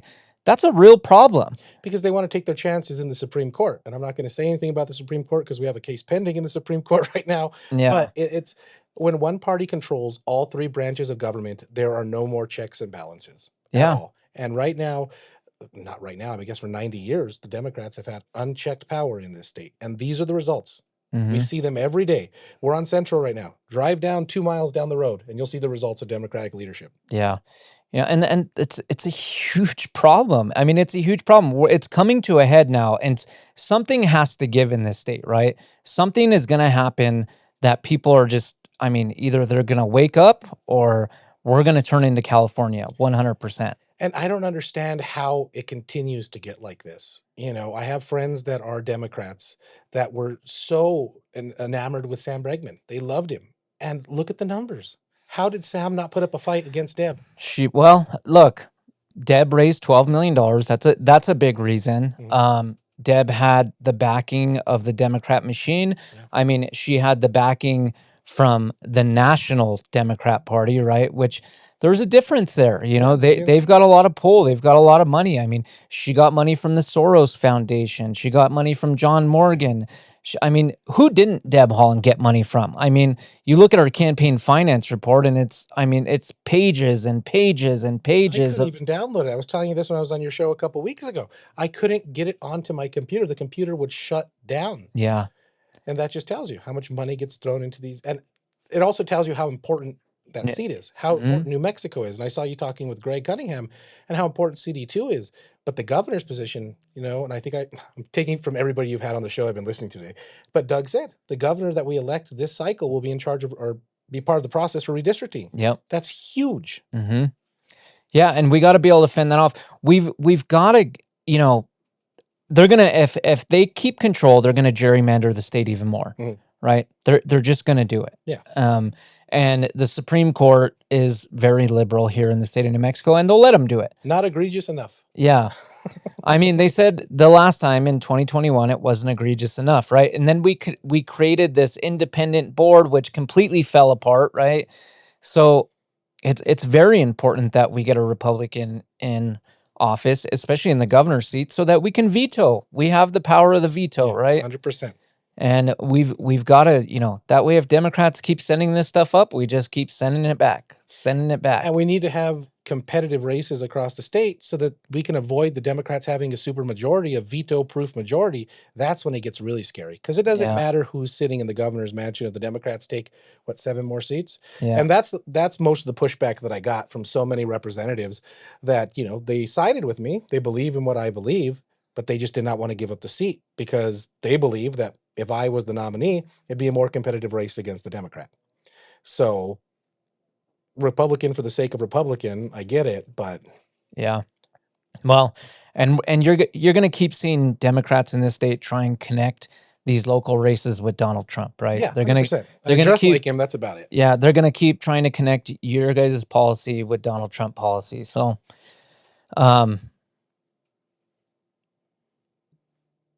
no. Oh, okay. I thought we were getting Yeah. results from my I know. I race. thought we had an update. I thought we had an update. Okay. Okay. Well, you know, Zach, I want to thank you for coming on. I want to thank you for running. Thank you. I mean, because it's just so important that people understand how key it is for them to get involved and just run. Yeah. Try it. Well, you know, What are the first off, what are the qualifications to run for office? you have to be over the age of 18. You have to be a New Mexican resident.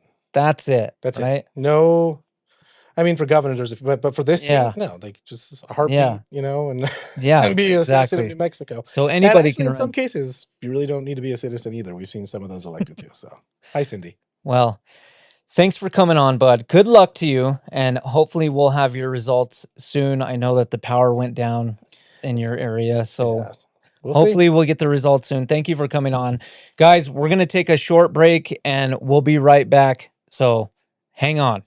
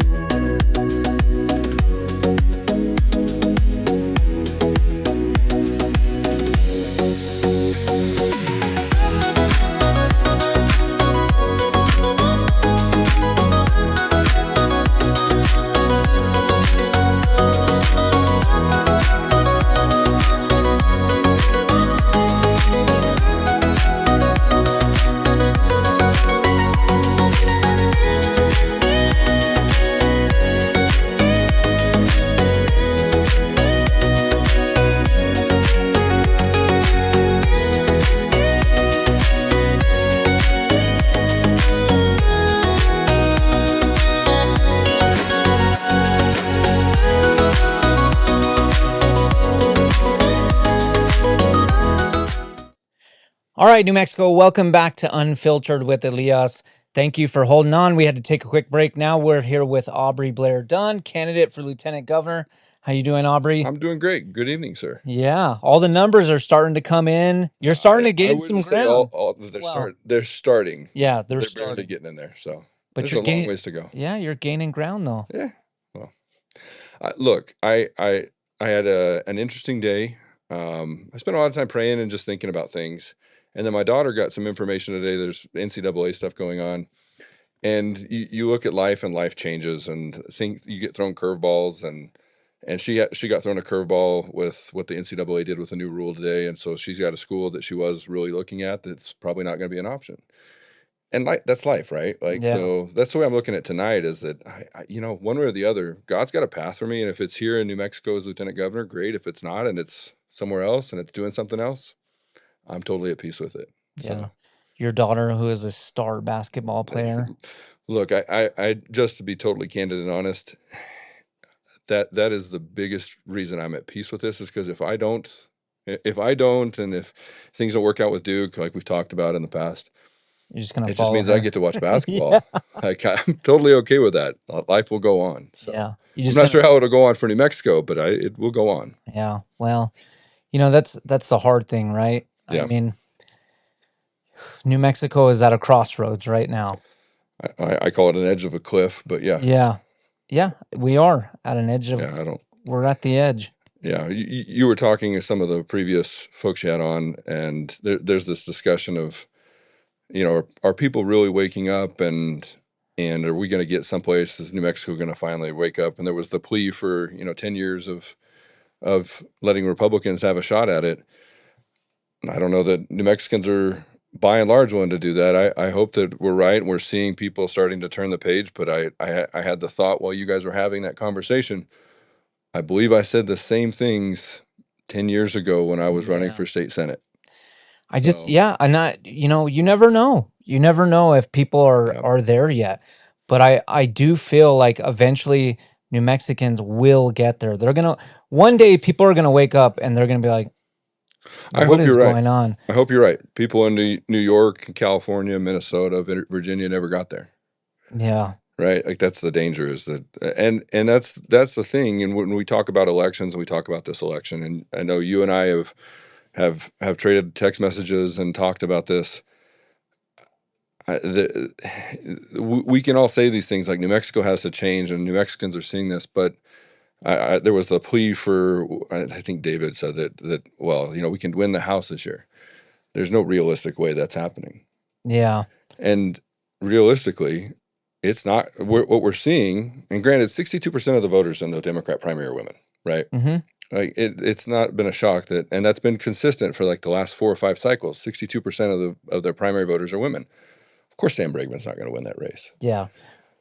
But it's also been pretty consistent in New Mexico in November. I mean, you have Susanna, who went up against Diane Dennis, right? Very unpopular white woman that Susanna spoke to New Mexicans, right? Unfortunately, New Mexicans, I've said this to you, our New Mexican voters aren't dumb. No. They're not stupid. They are ignorant, and they don't have the attention span that they need to really lift the state out. So what we're looking at is whether or not tonight we're going to send somebody to go fight with them in November, two somebodies, the lieutenant governor and the governor, and then other people up and down the ballot, to actually potentially beat them in November. That's what's really at stake here. And I've been saying this on Facebook and other places. Republicans are going to have to start learning, if it isn't this cycle, it's better be pretty quick, because I don't know how many more they're going to get. But voting for the player or for the guy or gal that is going to win in June because you think they're the best Republican doesn't necessarily mean that they can win in November. And we're going to have to start looking at, you've got to win in November in order to actually fix the state. Yeah. That's a thing. Well, I mean, that's a hard argument to take to Republicans, right?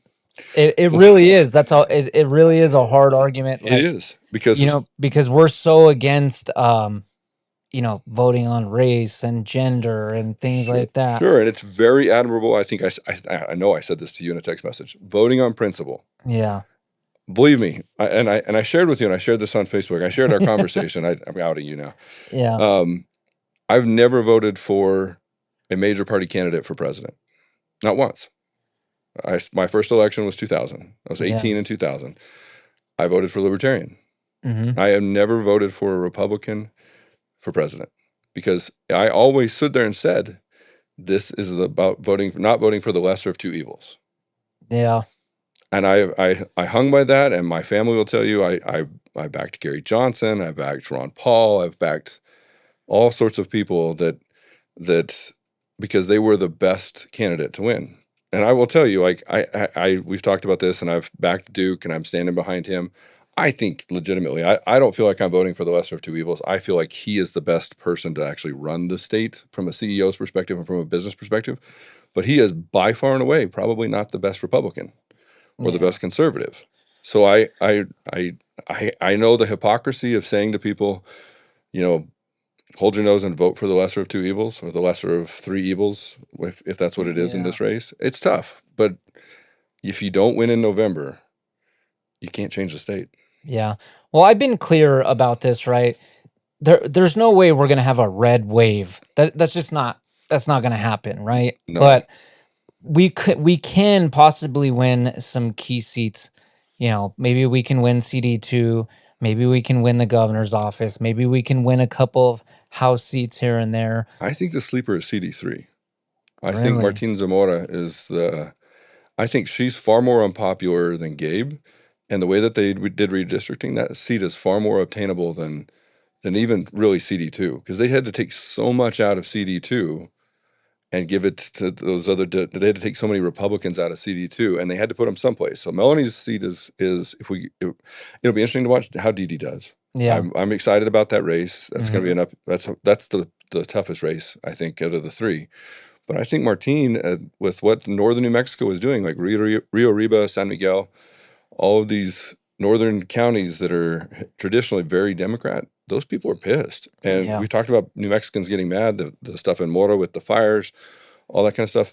CD3 is more in play, I think, than anybody is realizing. And he's a perfect candidate to do that. He's a very good candidate, and he's a really good man too. He's an awesome man. He's just an honest, trustworthy guy that people can feel comfortable with, and that they know that he's going to do the right thing because it's just who he is. Yeah. Well, the So- stuff that's gone on with these fire Mora with the Right. you know, the audits that have come out. I mean, right now we're seeing audits come out everywhere, and the state's not looking in. I mean, I read the audit from Doña County. I read the Mora audit, and there's just waste, fraud, and abuse everywhere. Absolutely. Everywhere in this state, every time we do an audit, and we're just doing these very, you know, I hate to say half-ass, but that's what we're just doing, little half-ass audits. Sure. And we're finding all this stuff. You know, if we brought in forensic auditors to really look into these counties, what would we find? You know? Well, there's a lot to be said for the auditor's office, is one that the Republicans never really focus on. I know. There's something to be said for the Attorney General's office. Now, I was asked to consider running for AG instead of running for Lieutenant Governor. And my point is that out of the last, well, let's just say since Hal Stratton, that may date me and you a little bit, but Yeah. Hal Stratton was AG late 90s, right? Or early 90s. Since him, Raul is by far the best. Yeah. And I'm actually very impressed with the job Raul has done in comparison to everybody else.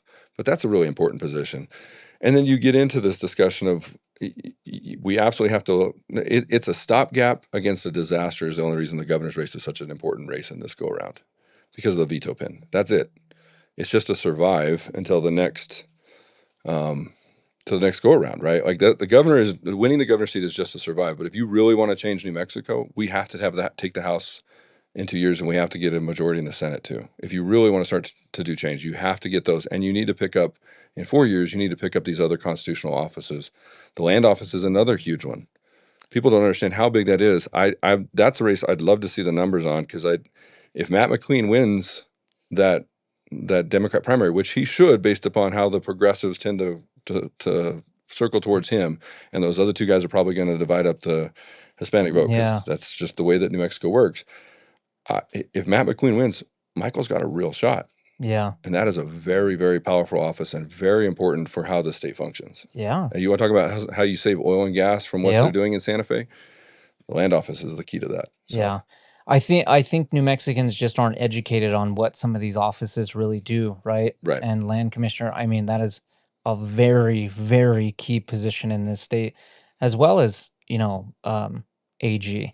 One thing with Raul, I did see, he sued Meta, and then he was going after him for what other damage was it? He was trying to go after him for some other kind of damages. Right. I wanted to ask you, because you're an attorney, right? Can he really get that? Can he really get that? Sure. I mean, Because at what point do we say as Americans, hey, I got to take some personal responsibility for scrolling, right? If I'm going to sit here and doom scroll. well, it's like tobacco, right? Like there are products out there that these people know, and I'm a plaintiff's attorney, right? So I tend to be on that side of, I tend to be more on Raul's side of that fight, because I think that what big corporations are doing and what they do with that data, and look, you and I, just because we're having this conversation, I guarantee that my phone's in my pocket, and yours still, Yeah. it's still going to show up in our feeds, things to market to us based upon this conversation we're having right now. Yeah. Yeah. Right. We all know that happens. And so, especially when it comes to what Raul's doing, I don't have a problem. They have made billions and billions of dollars by using that information in an unfair fashion to target us and to target our kids. And I think that they should have to pay for that. Those are what we call ill-gotten profits, right? Unjust enrichment. And that's what he's going after, those punitive damages, to say, hey, you knew that this was wrong. You shouldn't be allowed to do it. I don't have a problem with that. Yes, personal accountability needs to be there. But that personal accountability for a big corporation means that they need to pay those punitive damages. Yeah. Yeah. I absolutely think that there needs to be age restriction. So, I mean, that we shouldn't be letting our 8 and 9-year-olds go on Facebook. No, and that's on kind of, parents, yeah. right? Like we've worked through that with my daughter. I mean, yeah, but even with our schools, right? Like we complain about New Mexico schools, and we're still one of the we pay our teachers more than most states around us. We Which spend is more still we spend true. more money than any other of the surrounding states on Mhm. education, and yet we still have these outcomes. Part of it's, yeah, the schools are crap, and the administrations are sucking all that money up, and it's not really getting to where it needs to go.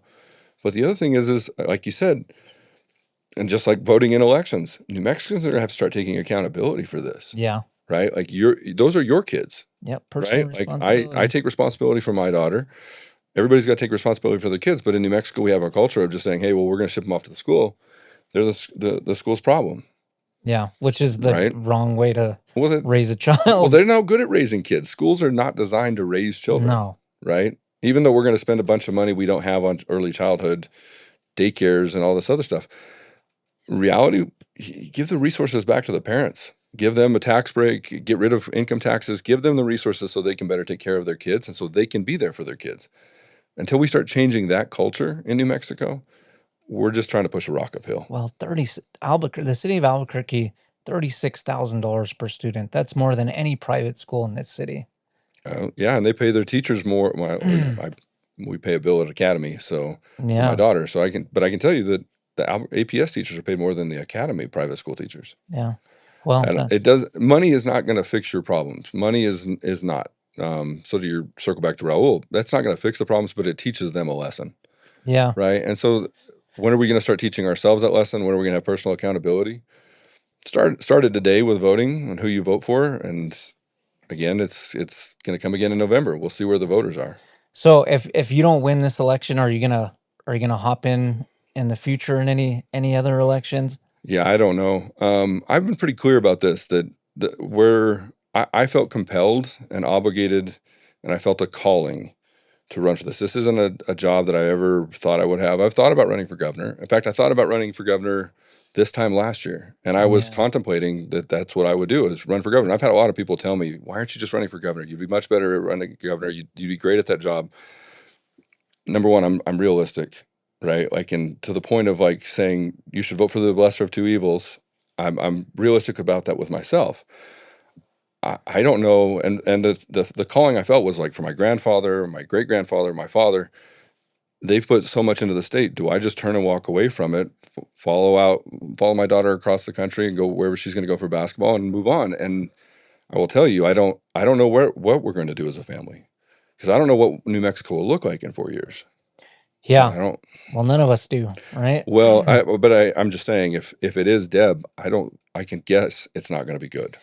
Yeah, So and I don't know what I'm going to do. I think our population will continue to decline if she wins. I mean, she just blew Sam Bregman out of the water. I mean, Yes, yeah, but let's be clear. If that election were in November, if it was Sam and Deb on the ticket, Sam would win. yeah, He would absolutely win in November, and that's why you had a lot of Republicans and a lot of independents give a lot of money to Sam, right? When he talks about his donations coming from New Mexico, because they can see that he would actually be a decent governor, or at least in their opinion, or at least he would be so much better than her. So if the election were, if this is the two of them in the general election, if Sam had run as a Republican, nobody else ran against him, because clearly that wouldn't have worked for most of us. yeah, He would win in November. It's just that simple. The Democrat primary is completely overtaken. You guys are talking about a merge. They own that. They own that party. yeah. They own the primary. That's why they have all three branches of the government completely locked up. And as long as the New Mexicans continue to allow that to be the case, and we don't send somebody from the Republican side of the ticket up in November that can actually defeat them, that's not going to change. Yeah, well, I hear you. I hope people hear you, but I have a lot of hope for New Mexico. I don't want it to sound like I think that this is it, that there's no chance. I am optimistic. I feel good about tonight. I think no matter what, like I said, I'm at peace with it. But I hope that what I'm seeing is the same things you guys are, is that people are waking up and that there is going to be a chance for some real change. And everything I'm getting from people across the state that I talk to is, yeah, they do have some hope. yeah, They really desperately want to see Deb lose in yeah. November. And that's important. All right. Well, New Mexico, that's Aubrey Blair done for Lieutenant Governor. We got to take a short, quick break, and we'll be right back. Thank you, Aubrey, for coming on. Absolutely. Thank you.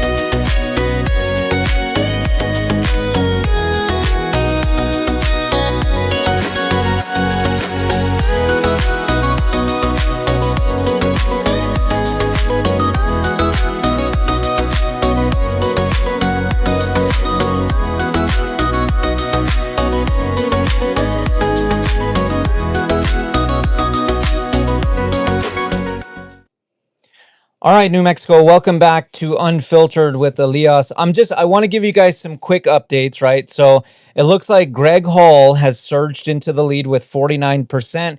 He's got 19,174 votes, followed by Doug Turner at 35%. And Doug Turner's got 13,747. Duke Rodriguez is at 16% with 6,269 votes. So look, we've got 2,204 precincts reporting partial results. So 39,190 total votes have been cast. So we still got some more time, guys. We got a few other races. District 14, Garcia Romero. It looks like Garcia is in the lead, 66.75% to 33.25%. And House District 27, which is our next guest, Janelle Garcia against Godshell.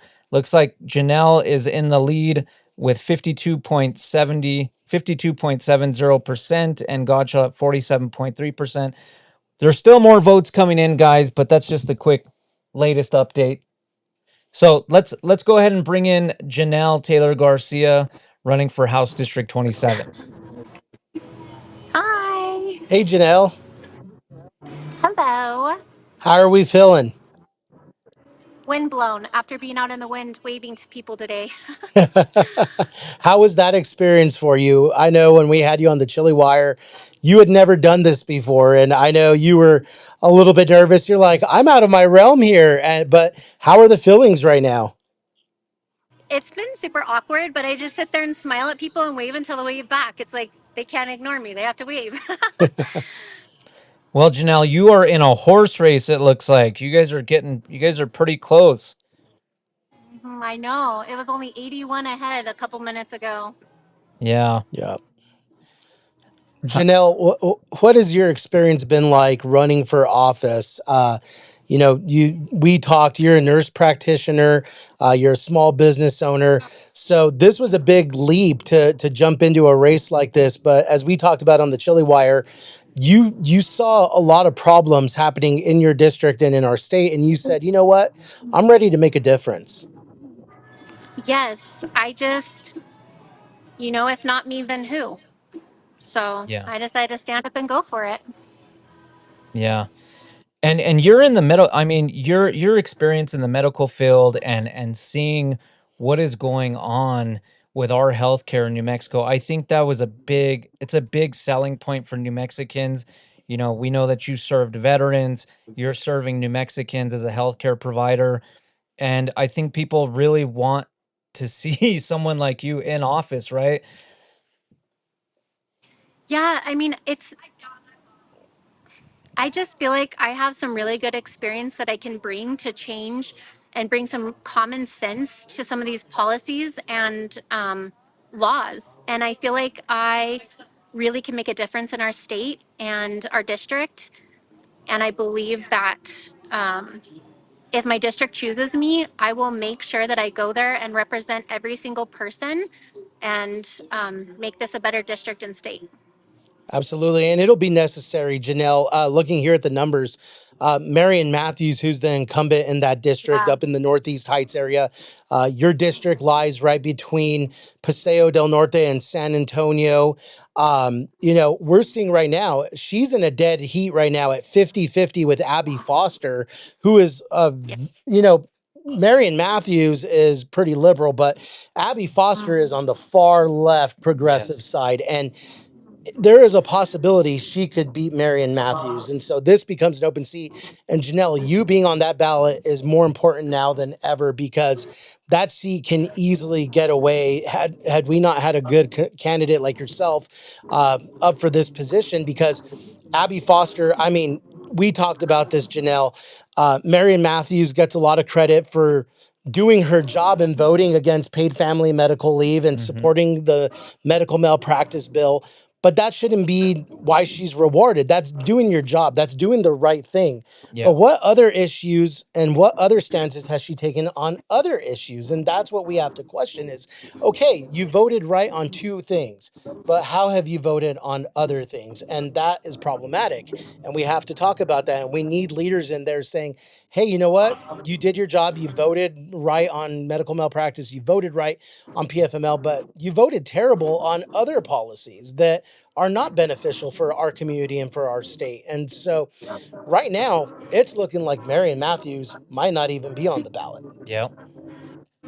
Well, she wrote an article in the Journal last Sunday, and I just completely disagree with her perspective. It was all about compact licenses, and I actually wrote an article in a response back that compact licenses are not the answer. All it does is make paperwork easier for people to come across the state to practice. If people wanted to practice over here, it's a simple application. They'd be here if they wanted to be here. They don't want to be here for a million other reasons, and until you fix that, they're not, the providers, the medical providers are not coming back to the state. And I think people see after her being in this position for so many years that she's not doing the job.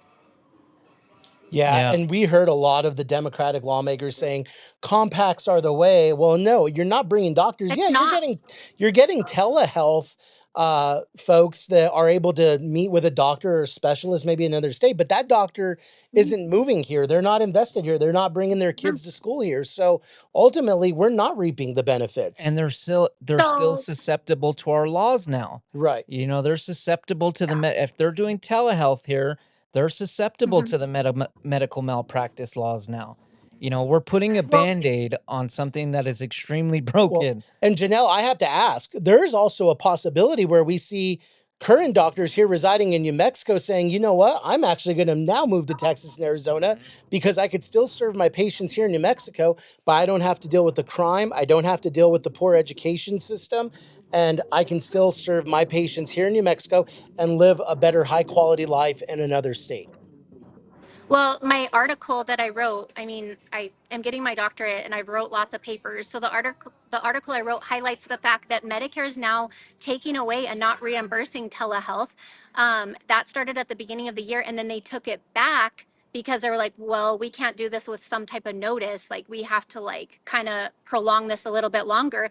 But at some point, I don't see telehealth, the way that Medicare is going right now, anyways, continuing to be any type of solution for long term, solutions. So, Yeah, and let's face it, physicians aren't going to use it if Medicaid's not paying for it. Right. They're just going to bail out on telehealth. Why do it if 90% of your patients are on Medicaid and they're not going to pay you for it? yeah, it was Medicare, and we were pretty shocked because especially for our state, it's a very rural state in comparison with the United States.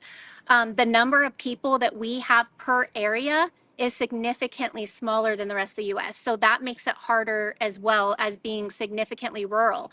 And I mean, I do believe that telehealth is necessary for those people, but there's national issues that are happening that I don't think people are aware of, that's going to maybe take that access away. And so we can't rely and depend on that or compact licenses. It's unrealistic. Yeah. Yeah. Yeah, I mean, look, doctors are going to continue to leave. I mean, um we've got to make up ground on the quality of life. We've got to make up ground on providing better neighborhoods, better homes, better education. I mean, it's Safe not, streets. yeah, it's not just the medical malpractice stuff, you know? And I So think my that's why we got to get people like you in office so we can really start changing these things. Well, my thing too is that, educated doctors, healthcare professionals in general, from, x-ray techs to ultrasound techs, all the way up to PAs to, nurses, nurse practitioners, they don't want to raise their families and their kids with the education the way it is. You Yeah. can go to like you mentioned, you can go to Texas and send your kid to public school and get an amazing education, but you can't do that here, being last in the entire United States. So yeah, we're not going to bring doctors back to our state to practice here with a compact license. Yeah. And we always talk about the doctors, the doctors, the doctors. The state of New Mexico is short like 6,000 nurses Nurses. Yeah. too, Right. Exactly. you And know? Right. Janelle, as we talked about, folks like yourself actually filled the void of the Mhm. doctors that we did not have. And there are protections that exist now for doctors, but don't exist for nurse practitioners and our nurses who are susceptible to also medical malpractice lawsuits. Yeah. Yeah, I kind of do feel like in this whole crisis, the people that stood up and kind of stood in that gap and have practices. I mean, there's Ortega Wellness, Rio Grande Urgent Care, Becky Gonzalez, Monica Ortega, Eva Houghton. Like, I have really good friends of mine who are nurse practitioners and stood up and said, we're going to care for the communities in New Mexico, right? And you're right. I don't feel like we were taken into consideration in a lot of these things. Yeah. Well, we want to thank you, Janelle. We know you're heavily invested into the state of New Mexico. Now you're running for an office. You're getting the numbers coming in show you in the lead. So we we want to wish you luck, but Thank you. you've done an excellent job. You've ran an excellent campaign. So Thank you. keep your head up and keep chugging along, and hopefully we'll get you to the roundhouse. Thanks. I haven't been this nervous since like the first day of school. I haven't been able to eat all day. I'm just so nervous. I'm like, but Well, you're thank not you the both. I only really one. There's a appreciate you lot of so other much. candidates too. Yeah. So thank you both. Well, thank you, Janelle. Best of luck tonight, and Thank we you. look forward to seeing you on the general ballot for 2026. Yeah. Good luck, Thank you Janelle. We'll guys. talk to you Thank soon. you for everything you do. Okay, bye. Thank you. All right, New Mexico. Why don't we update some people on some numbers real Yeah, quick? let's do it right now. Let's Man, update them. there are some folks right now, some incumbents that are in some very tight races. I'm just going to start off in the House of Representatives. Let's start District 4. This is Joseph Hernandez out in the Shiprock area, Navajo Nation. He is backed by a lot of the environmental groups. His main job is considered activist. That's his community organizer. He's running against Christina Aspas, a former school board member at Central Consolidated School District. Looks like she's giving him a good run. Right now, it's 51% to 49%. He is barely leading that race. And so we also have a Republican challenger in that district with Heather Scott Ellison, who's also up for that. She is running solo for the Republican contest, so she will be on the general ballot. Moving through, let's go down to Martha Garcia. Martha Garcia was appointed by Michelle Lujan Grisham, who filled the vacancy of Harry Garcia, who was removed due to residency issues. It looks like she is going to lose to Johnny Valdez. So, don't know a whole lot about Johnny Valdez, but this is a 4-person race here. They challenged Martha Garcia. David Alcone also jumped in. That's former Representative Eliseo Alcone's son, who ran for that office. Doesn't look like he's going to get enough votes trying to follow his dad's legacy there. So looking like we may have a new person in that office come 2027. Good. We need to change some of this stuff up. I mean, we need to change some of these seats. Some of these people get too comfortable. Yeah. They get too comfortable and they start feeling like they can do and vote however they want, and they forget about their constituents, you Yeah. know? And I think that's where there is some merit to discuss the idea of term limits, right? Like, hey, at the end of the day, all the way down to your local government, there should be some term limits because eventually people, like my dad used to say, can't teach an old dog new tricks. Yeah.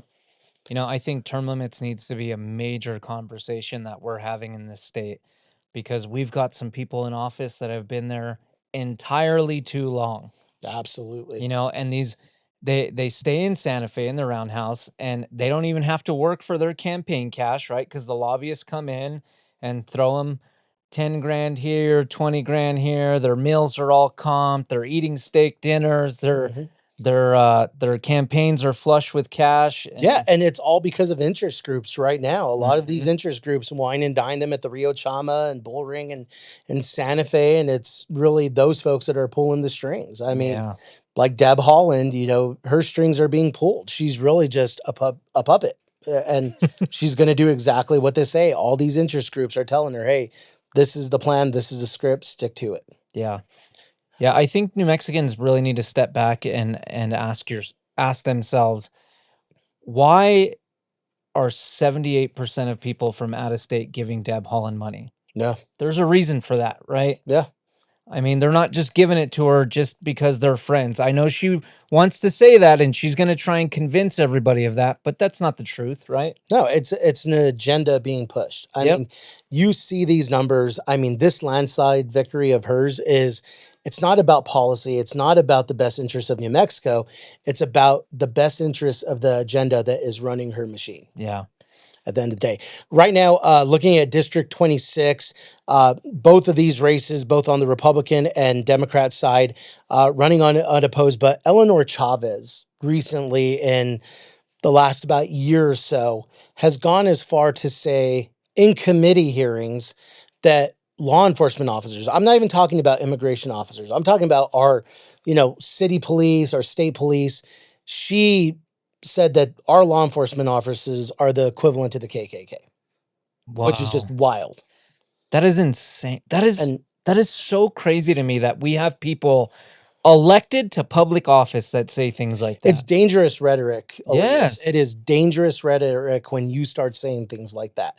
And you start kind of indoctrinating people to believe that law enforcement officers are the bad people when they're not, because they're the first line of defense that you call when you have an issue. But you put them in danger. Mhm. She's coming from a position of power and she's telling New Mexicans that these people are no better than the KKK, and that is saying something when it comes from a representative. Yeah.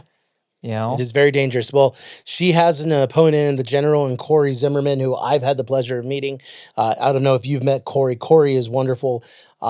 He does a lot of work in the hospice field, and shout out to Corey for taking the leap of faith to do that. Because, Yeah. like Janelle, I know he's been nervous and he's been scared because it is a scary thing when you put yourself out there, when you do what we're doing right now. We're just talking. I'm sure there's going to be people out there saying, look at these guys. They're Mhm. fascists. They're part of the Oh, yeah. KKK. And I mean, apparently you're part of the good old boys club too, Yeah. right? Yeah. Yeah. But shout out to Corey. If you all don't know Corey Zimmerman, please look him up because he is running against someone who is spreading very dangerous rhetoric. All right, guys. We're going to bring on our next guest, Rebecca Dow, Representative Rebecca Dow. So let's bring her in. Hello, Representative. How are you? Hi, guys. How are you feeling tonight? Oh my gosh. Well, here's the problem. If I sit down, I fall asleep. So I'm glad you're like, it was like such a nail biter, and then the numbers came in so quick. And I actually have some, even some of the Democrat races that I was really excited about and hoping for a different outcome for some of these moderate Democrats that still believe in self governance and the beauty of our beautiful constitutional republic. And so, it's disappointing to see how far left the Democrat Party in New Mexico has pivoted, but very exciting to see the general and know how where the everyday New Mexican is compared to what this primary looks like. We have Yeah. great candidates in the Republican Party, and several of them have really good shots in some of these open seats where Yeah. the progressives decided to go further left. Yeah, Yeah. we were just talking about Marion Matthews' district where she's in a dead heat right now with Abby Foster, and it's looking pretty close. And so there may be an opportunity there for someone like Janelle Garcia to flip that district the other way. Yeah. And Mel Garcia is phenomenal. We're talking about a nurse's physician. She's a business owner. She's got 2 children in K-12. She is living out the failed policy of New Mexico that are being imposed on her by the far left. So she's very highly motivated to win that seat in the general. Well, you had your own issues this year with the far left, right? You were taken off the ballot and then you had to fight to get back on. This is nothing new for me. I am at the point where if a stranger is approaching my door and it's not a mail delivery, I'm like, oh my gosh, I'm getting served again. I've been sued and IPRED and audited so many times. I think I've got to be one of the most vetted candidates in the state house at least. But New Mexico deserves better, and those things just make me want to work harder. When you go out and you knock doors and you get engaged in the community, you go out to events. I am 1000% certain that the everyday New Mexican is purple and probably leans right. Yeah. They are used to voting Democrat, but registration is changing. This was our first time when folks really tried to get those independent declined estates to swing one way or the other. And I think in at least in the governor's races, Bregman was trying to get them to come out for him. Duke was trying to get them to go out for them. And all day long, I've had people that were independent, declined to state, and others say, I went and got my ballot, and there were no governor candidates on it. So they didn't know they had to ask for it's this education thing, right? They didn't know they had to ask for either Republican or Democrat.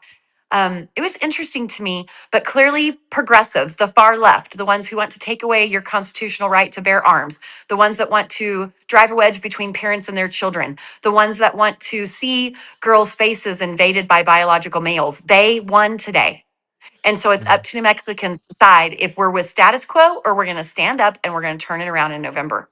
Absolutely. And Representative, on that note, it seems like lately, over the last couple of years, we've seen these progressive lawmakers infiltrate the legislature, especially trial lawyers, who go on the record saying, yeah, this might be unconstitutional, but I'm still going to vote for Ugh, it, which is wild to You me. know, yeah. isn't that wild? Because they know that they can just they've also, they've got a lot of judges. And so a lot of judges are also emerge grads. And so they know that we are going to have to find the money to take it to appeals court, to take to get something overturned could take all the way to the Supreme Court.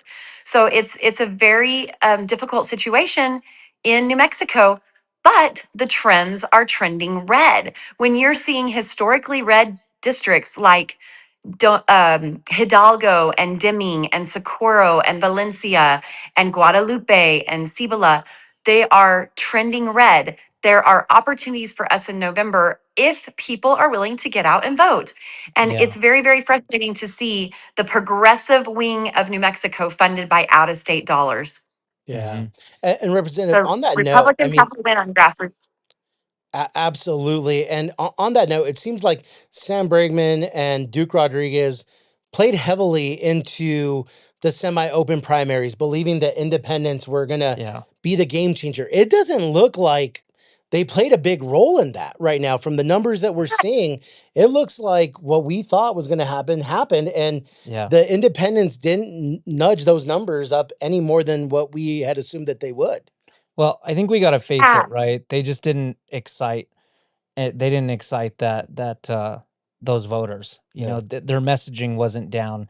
They didn't have it down right. So, I think we know Republicans vote in Republican primaries, Democrats vote in Democrat Mhm. primaries, unless, the messaging is right and we excite them. Right. And And your staunch independent, if they are independent, but they are leaning very heavily progressive or very heavily conservative, then yes, they may go ask for the mhm, ballot, or they'll just say, hey, you know what, I'll wait till the general and I'll vote in the general. yeah.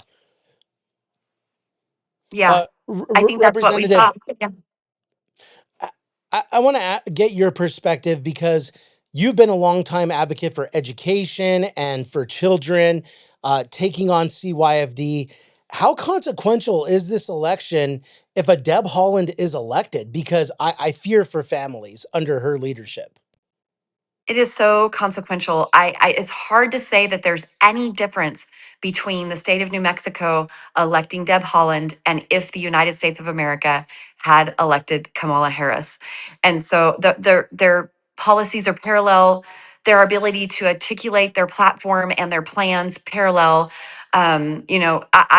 It's horrifying to me to think of Deb Holland being the next governor of New Mexico. We are the second wealthiest nation in the union, the government. Their reserves, every sock drawer in Santa Fe is stuffed with millions of dollars. Over $60 billion we have in reserve, and the people are poor. And that's because of policy. Why Yeah. does a state with our type of wealth even have a pothole? Yeah. Yeah.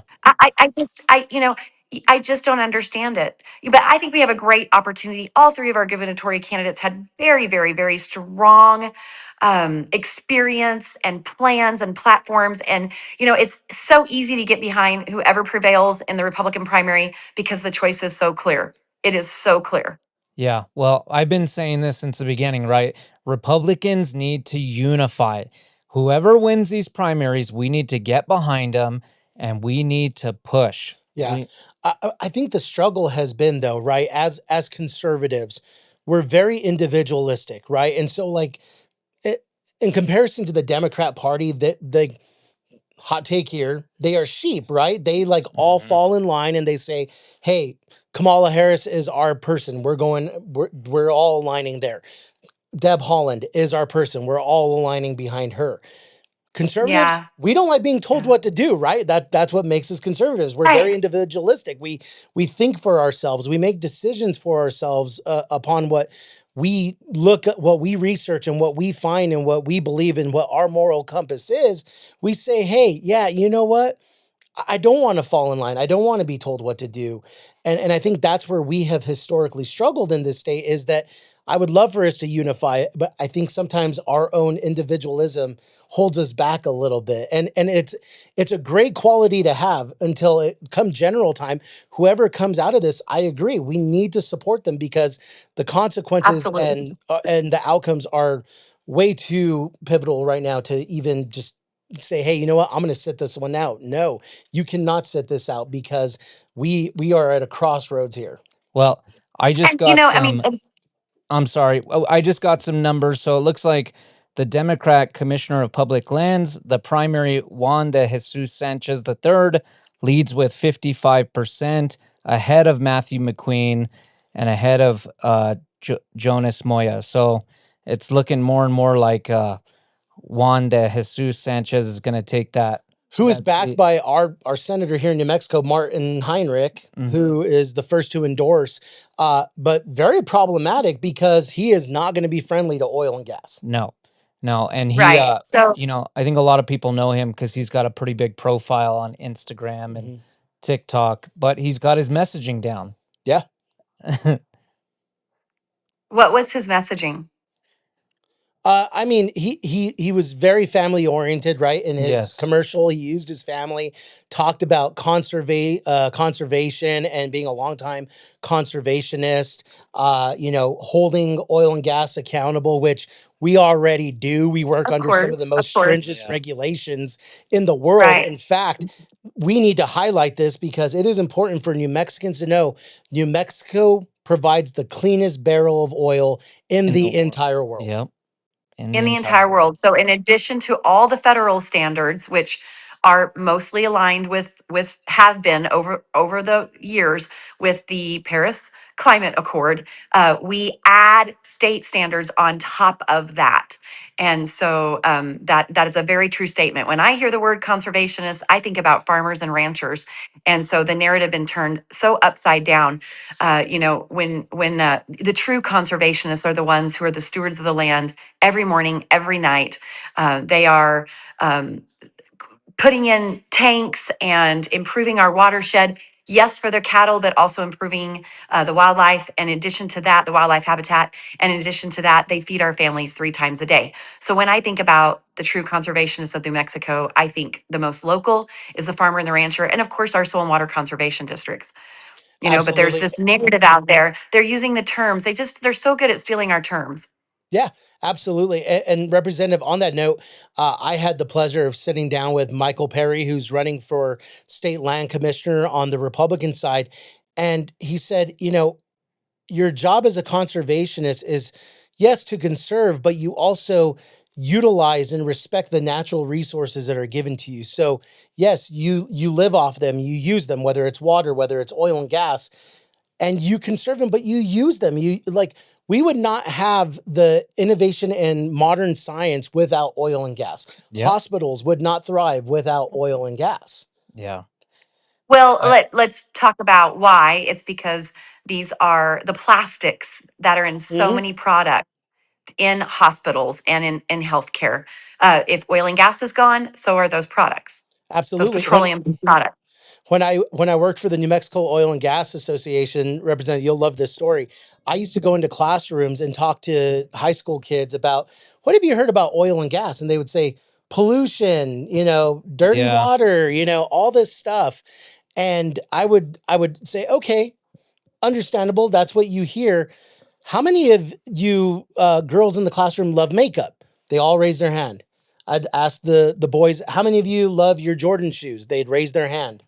Well, all those materials are made from petroleum byproducts. So you are wearing an oil and gas product on your Polyester. face, Yeah. right? You're walking out. How Yes. many of you love your stretchy clothes, right? We love polyesters now. We Yeah. love stretchy Yeah. clothes and comfy clothes. Yeah. And it is all derived from oil and gas. Well, Yeah. and even folks talking about, the rising cost of oil and gas, gas at the pump. It's terrible right now. But it shows how completely dependent we are on oil and gas. Yeah. Oil. And so to convert to electric only, I don't even know how that is obtainable financially for the average New Mexican. It's It's But not. not. that's the path. Yeah. It's not. I It's mean, Unless it's Michael quite Perry electric wins, companies rely on that's oil and gas to provide the power necessary. yeah. oh yeah, It, right. They're not self-sufficient. They're not off the grid. The most affordable, reliable, and cleanest energy Nuclear. is natural gas. Natural Yeah. gas. Well, Nuclear, right? nuclear. Yeah. Well, yes, nuclear. If we had the capacity, Yeah. yeah. that's what Well, Bill Gates says. I want to give a quick update. So I just got New Mexico House District 27 Democrat primary. So it looks like Marion Matthews is leading Abby Christine Foster by just 18 votes. So apparently they're 50-50 with all So a 38 precincts recount, you reporting. have to win. You have to win by more than 1% not to have a recount. Do you see the Yeah. totals there? Yeah. Well, I want to thank Is you, there a large Representative enough Dow. turnout for? Thank you. Yeah. I'm sorry. I want to thank you for coming on. I appreciate it. We got a few more guests to get in tonight. And good luck to you. Yeah, Representative, we appreciate your time. We look forward to seeing you on the general ballot. We're glad that you were able to get that taken care of. And we look forward to continuing seeing your leadership in the roundhouse. Yes. Thank you so much. You guys Thank have a Thank great you. you, evening. Thank you, Representative. Representative. All right, guys, we're going to be right back. We got to take a quick break, and we will be right back with Pastor Steve Smotherman.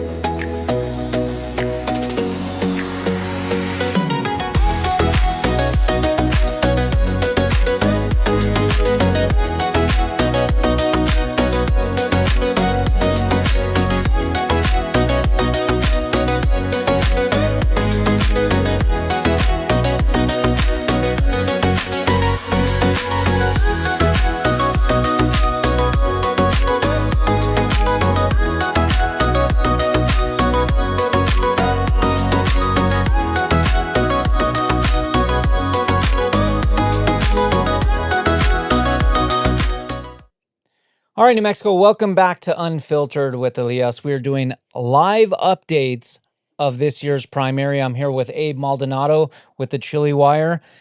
We've got our next guest coming in. It's Pastor Steve Smotherman of Legacy Church, a very influential voice in this state. Yep. Yeah. Let's Pastor bring him Steve. in. Yeah, let's bring him in. Hey guys, Hey, Hey, Pastor Pastor Steve. Steve. how y'all doing? Doing good. Little bit.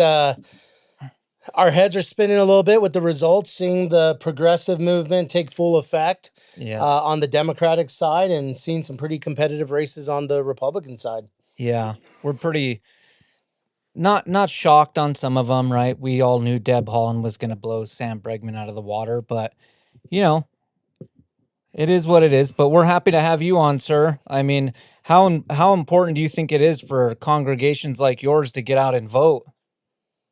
Well, just so you know, Elias, my brother Troy's sitting here, Pastor Troy from Roswell.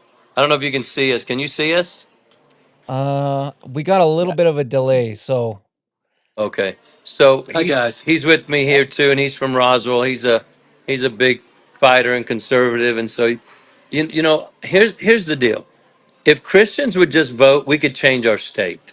yeah, And too many of them have been indoctrinated into false teaching to say that, well, politics is not my thing, but they run your life, and they either affect you positively or negatively. And I'm just going to be blunt. Look how dumb people are to vote for Deb Haaland. You have to have an IQ of about 10 to vote for some quack like that. She's dumb. She's not. I mean, when she was an Interior Secretary for Secretary of Interior for Biden, she didn't even know where $2 billion went. Yeah. no, And yeah, so, to me, believers to come out and vote would change everything. If we could get 50 to 60, 70% of people who call themselves believers to vote and vote a biblical worldview, we could change everything. yeah, Absolutely. And Pastor Steve, on that note, I think what we're seeing now, yes, we talk about policy, but we're also seeing a good versus evil battle hmm happen right now in front of us. yep, No doubt. yeah. Yeah. I mean, Go ahead, progressives Troy. just seem to keep falling forward. They keep they fail at one position and they just get a higher office. It's astounding to me. Yeah, and it truly is a battle of good and evil, and people like us are just gonna have to keep standing in the trenches to fight it. You know? Yeah. You know, there's a pulpit issue and a pew issue. And I think the pew issue exists, as my brother said, Pastor Steve, is because of the pulpit issue. We have a lot of pastors that will not speak up, not stand up. Again, they think it's political when it's leadership is always deeply, deeply spiritual. All Yeah. throughout the Bible. All throughout the Bible, leadership is deeply spiritual. It has serious spiritual implications. And Deb Haaland is a devout communist. Yes. Yeah. She is probably good. She's probably the worst spiritually and fiscally political person that we could ever have as a governor. And they've turned out the vote. She got 88,000 so far. Yeah. Yeah. Well, Well, and when oh, go ahead, Pastor Steve. I was just going to say, it is not Republican versus Democrat anymore. It is good versus evil. It That's is. just Hmm. that's what he was saying. That's the only way to describe it. What he just your buddy there described it. It is good versus evil, and it's not the Republican Party is all spiritual and everybody there believes in God, but they believe mostly they believe in the principles of our Constitution of the United States, which gives us the freedom of religion, freedom of speech, and freedom of the press and so it is good versus evil. Yeah. I think, conservatives for the most part follow their moral compass. Now, I'm not going to tell you all conservatives are perfect and are spiritually in tune. But what we're seeing from the progressive movement, they don't have a moral compass. No, they don't. And Pastor Steve, I steal this from you because the last time you were on my podcast, you told me this. But when Christians say they don't want to they don't want politics in the church, I think you said it best: is God raised kings up and He took them down, and I think as Christians, that's how we need to look at it. God's been political since the beginning. He's raised kings up and he's taken them down. So as Christians, we have to know that. Well, what we got to realize is that you know, when we vote these ungodly, unprincipled, demonic people into office, which I've called Grisham that many times, Yes. when we vote them in, then what do they expect? It's going to be more evil, more awful. Hmm. She was a tyrant, and Yeah. she didn't believe in our Constitution. She actually said it, right? That do you think your Constitution or constitutional rights are guaranteed? Well, they are under the Constitution, Hmm. but she Yeah. didn't believe that. And It's what called my the Bill brother of Troy Rights just for a said is, reason. I know. And what my brother Troy just said was interesting. Deb Holland is just wicked. Yeah. And so yeah, it is good versus evil, Yeah, guys. and Pastor Steve, I think what we're seeing too from that side, one, I'm sure you saw what Governor Michelle Lujan Grisham said, that they don't need men. That she's Hmm. ultimately saying men aren't needed, and we've heard the Yeah, progressives say right, that yeah. many times, that men aren't needed in the household. Women, you don't need men. You don't need Yeah. men to raise your kids, and it is dangerous rhetoric. And then also, I mean, just the whole belief that she has on a number of issues. I mean, Yeah. just moral issues has been way off. Well, they want the government to raise our Yeah. families, and they And want men out so that they can raise up a whole batch of single women, all dependent on the government, a whole batch of single men dependent on the government, and then they lock in their seats and their votes. and it goes down to even a little bit further, is that when you keep people poor and you keep them uneducated, you control them. And that's exactly what is happening right now. Hmm. Teachers unions are wreaking havoc. We have the interests of adults over children playing out right in front of us. Yeah. Education right now is the civil rights issue of this generation. Mm. And we are failing our kids, and they are being indoctrinated to believe a lot of this progressive rhetoric. Yeah. You know, Yeah. guys, I want to say something about the morality issue. Years ago, when President Bush won, the younger, the son, won his first election, they interviewed a Democratic operative, and I'll never forget when she said it, because I sensed such evil in it. That's back, and I don't know how old you guys are, but the moral majority helped Bush win. Hmm. They called themselves the moral majority, and she said, "We have moral when they lost. We have morality too, and we're going to start making a moral case for our cause." And they started right then. I watched it sway. Started talking about the rich versus the poor, Hmm. Hmm. homosexuality. They do have a moral code, but we would call it immoral.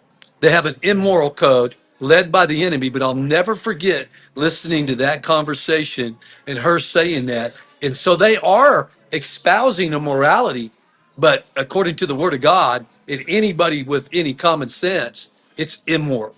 But Yeah. they are speaking about a type of morality and saying that anything opposed to it is hatred.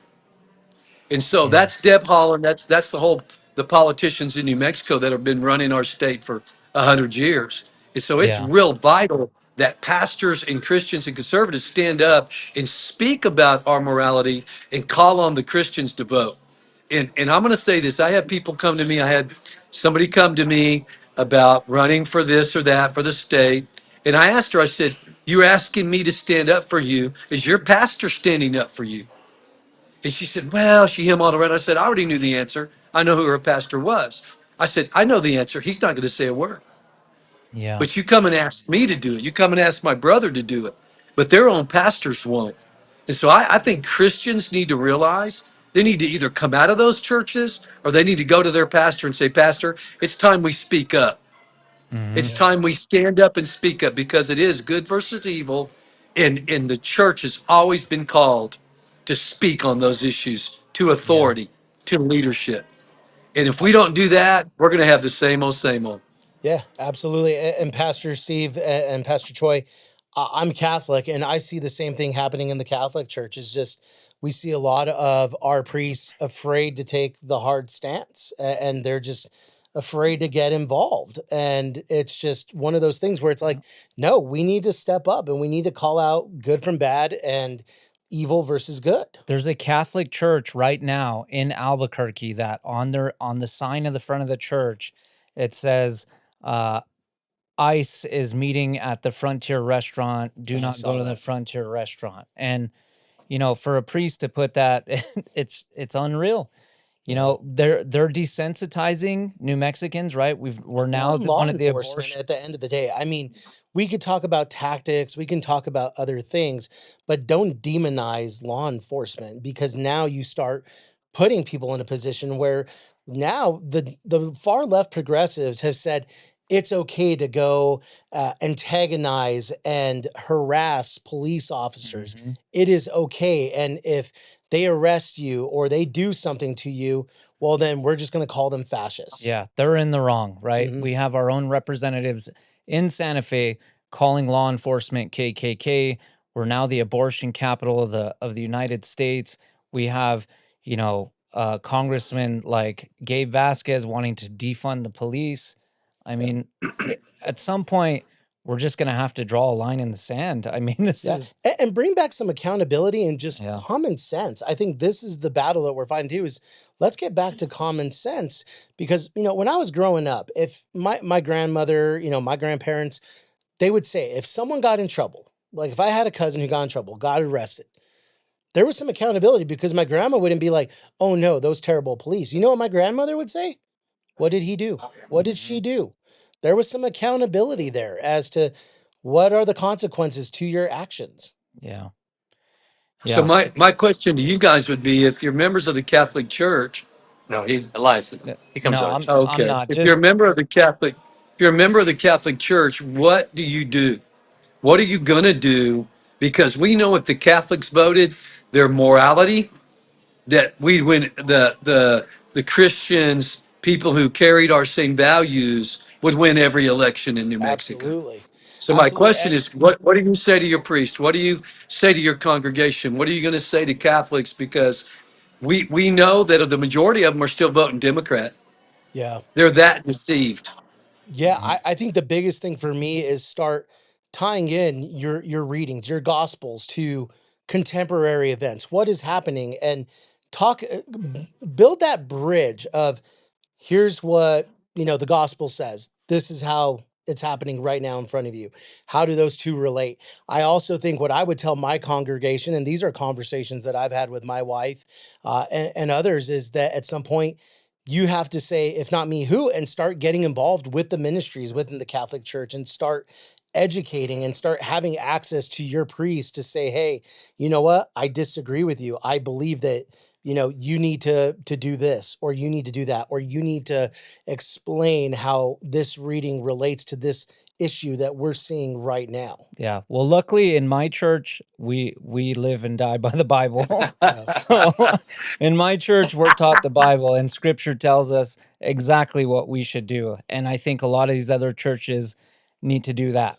Yeah. They need to look at that Bible and they need to live by that Bible. Absolutely. And I know one thing about the Catholic folks, and especially people in my congregation who are amazing people, they are compassionate individuals, but they believe that if they take a hard line on something, that they're not compassionate. And that's not true. You can look at something and still be compassionate, but draw a hard line and say, yeah, you know what? This maybe crosses the line here. And I'm compassionate, but I'm also not going to be tolerant either. Yeah. Yeah. I'm a Well, it firm comes believer. down to, Go ahead, sir. I'm sorry, it No. just comes down to we're to tell the truth in love. So Yeah. just what you were saying is that we have the love and compassion of God, but we also have to tell the truth. Absolutely. Hmm. In telling the truth, if you have truth without love, you have religion. If you have love without truth, you have secular humanism. And Yes, so, sir. but truth and love is what creates Christianity. That's Absolutely. what God Mhm. calls us to do. And so it's time for us to speak even more. And we're obviously talking to the choir, Pastor Steve and you guys and me. Yeah. But yeah, we've got to motivate more people to take a stand and to actually show up and vote. You know, Elias, let me say this about that. The problem with Christianity and when it's with Catholics and all that in a group is that they will try to convince their priest to believe something they don't believe, and they can't do it. You don't leadership. You don't. If I'm at a congregant, you don't get to tell the priest or the preacher what to preach. They're going to do what they want to do. And my thought would be that these Christians need to come out of these places and find places that truly believe, like my brother's church or our church, that truly believe in the gospel. And we don't think it's a hard stand. We just think it's a biblical stand. It's a Yeah. compassionate. Yeah. And it is compassionate to tell like a homosexual that if you keep living this lifestyle and die, you'll go to hell. That's compassion. Mhm. What's when you're being when there's no compassion is when you say it'll be okay. God loves you the way you are. No, no. We come to him the way we are, but he expects us to change and change to his moral compass, to his word. And people don't want to do that. So it's time we came out and of these places and just said, you know, if that's what you want to believe, believe it.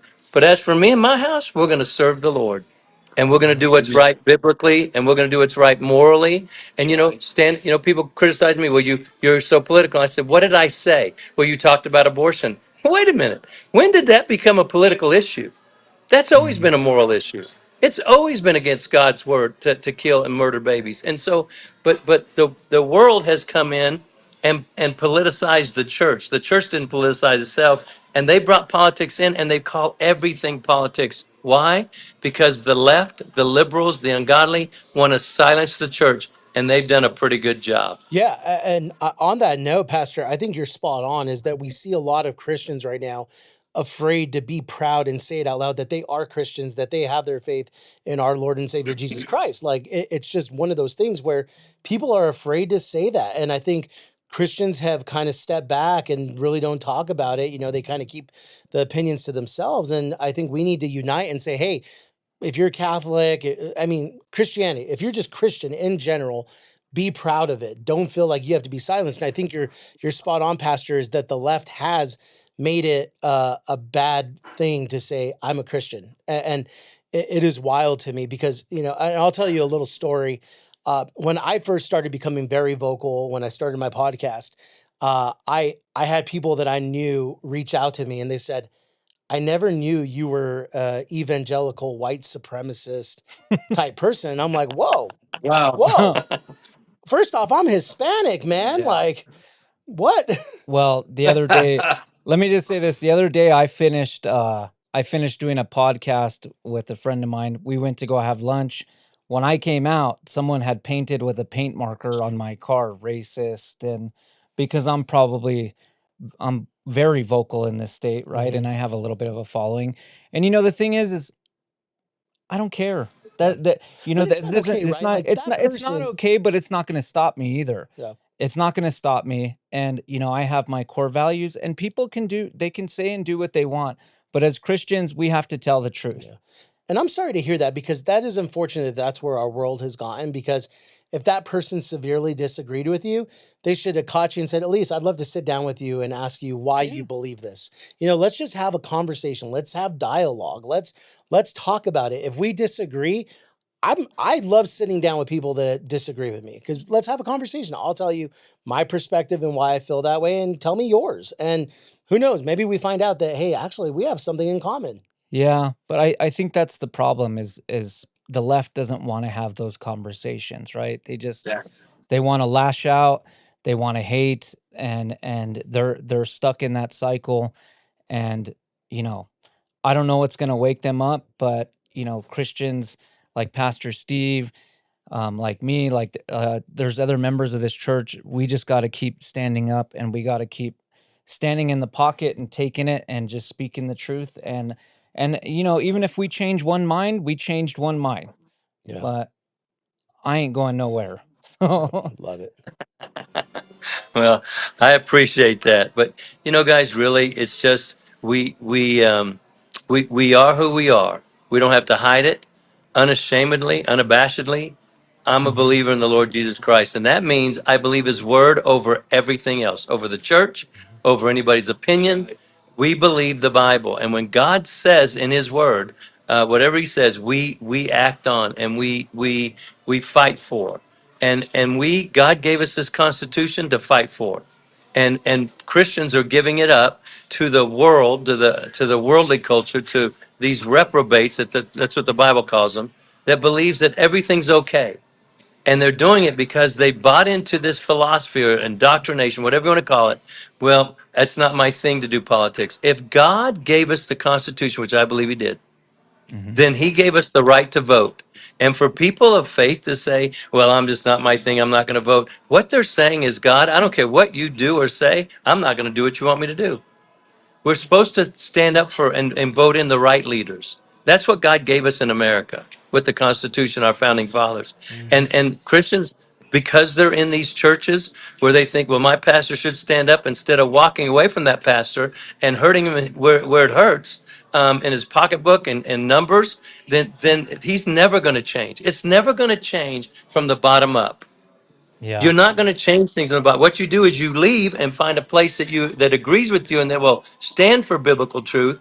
And then what that does, it gives more and more influence to those people so they can have a bigger impact. The other guys, they go by the wayside because they say, well, I believe this. Well, when they lose 20 people or 50 people or 1,000 people, then they start questioning what they believe. But we Hmm. don't believe that. Well, I like him. Well, I don't care who we like. If they're Hmm. not with us, they're against us. Yes, sir. And there's a lot of preachers in our town, in our city, in this state that have attacked me, attacked my brother, come against us, said all kinds of vile things of popular churches. And it's like, why are you still there? Why would you support that? When Yeah. all we're doing is standing up for what? For righteousness' sake. We're standing up for right and righteousness and God's ways. And that's all we can do. And it's unfortunate that they painted your car. But here's what I know. Elias, is that you're making a difference. And if you're being persecuted for the Lord's sake, he says, Amen. count it all joy. And Amen. so thank you for standing up. Thank you for fighting. Thank you for never quitting. I appreciate it. Amen to that. And on that note, there's something, our team here, we all have on our desk, Esther, perhaps you were born for a time such as this. And I Yeah. and I Amen. believe that's what we're all here for. This is the time, and we are here for it. And this is the moment where we are being outspoken. Yeah, well, we're going to change this state one way or another. If it's one seat at a time, it's one seat at a time. And I think that's how New Mexico is going to be taken back is one seat at a time. Yeah. Yep. So, Well, I appreciate you guys and for what your So do I. stands Thank you. very much. I respect you. I just think it's awesome. And I'll fight with you. But thank you for having us on your show. Thanks, thank Absolutely. guys. Thank you thank all. you. All right, guys. All right. Well, there's some breaking news. AP just called the lieutenant governor I race saw that. for Senator David Gallegos, who will be on the general ballot. Right now, governor race, Greg Hull is still in the lead. Doug Turner's still about 5,000 votes down. There are some still pockets out there that he could potentially tap into. It may be a It's tough path. yeah, it's going to be a pretty hard road for him to make up that much ground. Um, Greg Hall, if you take Bernalillo County, you take Sandoval County, you do really well in these two counties, you're on the road to success, and it's looking more and more like Greg Hall might be on that road. So, Yeah. Yeah. Just looking right now, Maggie Toulouse Oliver won on the Democratic side yeah, for she lieutenant wrapped that governor. up. Current Secretary of State opposed to voter ID, has very just made it very tough. Let me just say this, guys.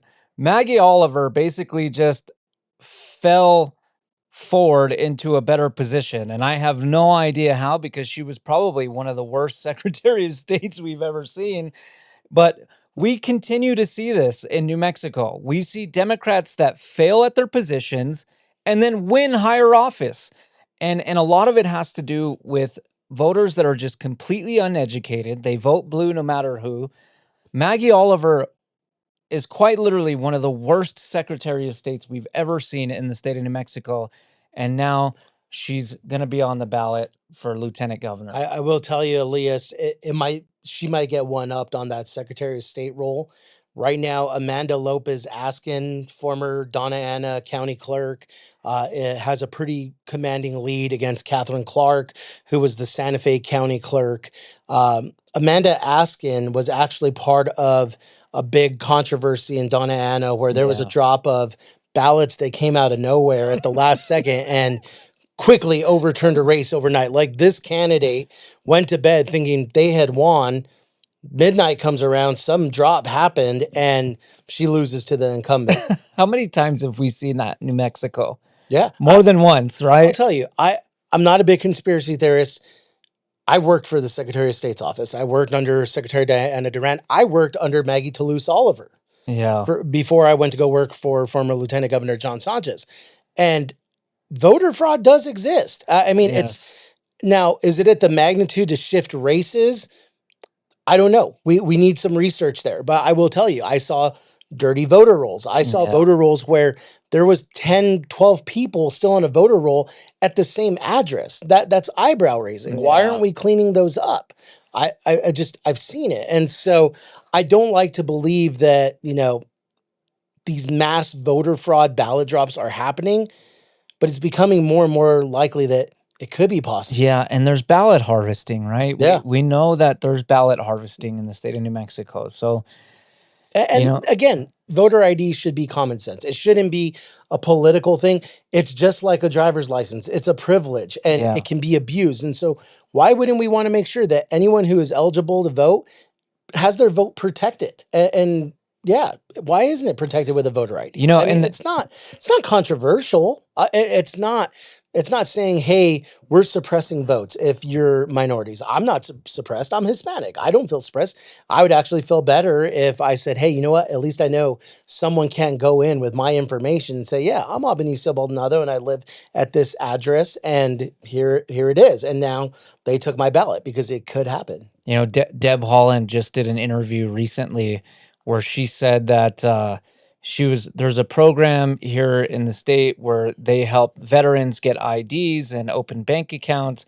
And I find it very strange that we're saying that we can help veterans get IDs and help them get bank accounts, but we can't help, a citizen get an ID. Yeah. And we can't just mandate a voter ID. When you register, you get shipped a voter ID, just an ID that's for voting, Yeah. right? Why can't we do that? I mean, this is a 90-10 issue. Democrats agree with it, Republicans agree with And it. the folks that argue it, the opposition will tell you, well, it suppresses minorities. Mhm. How? Yeah.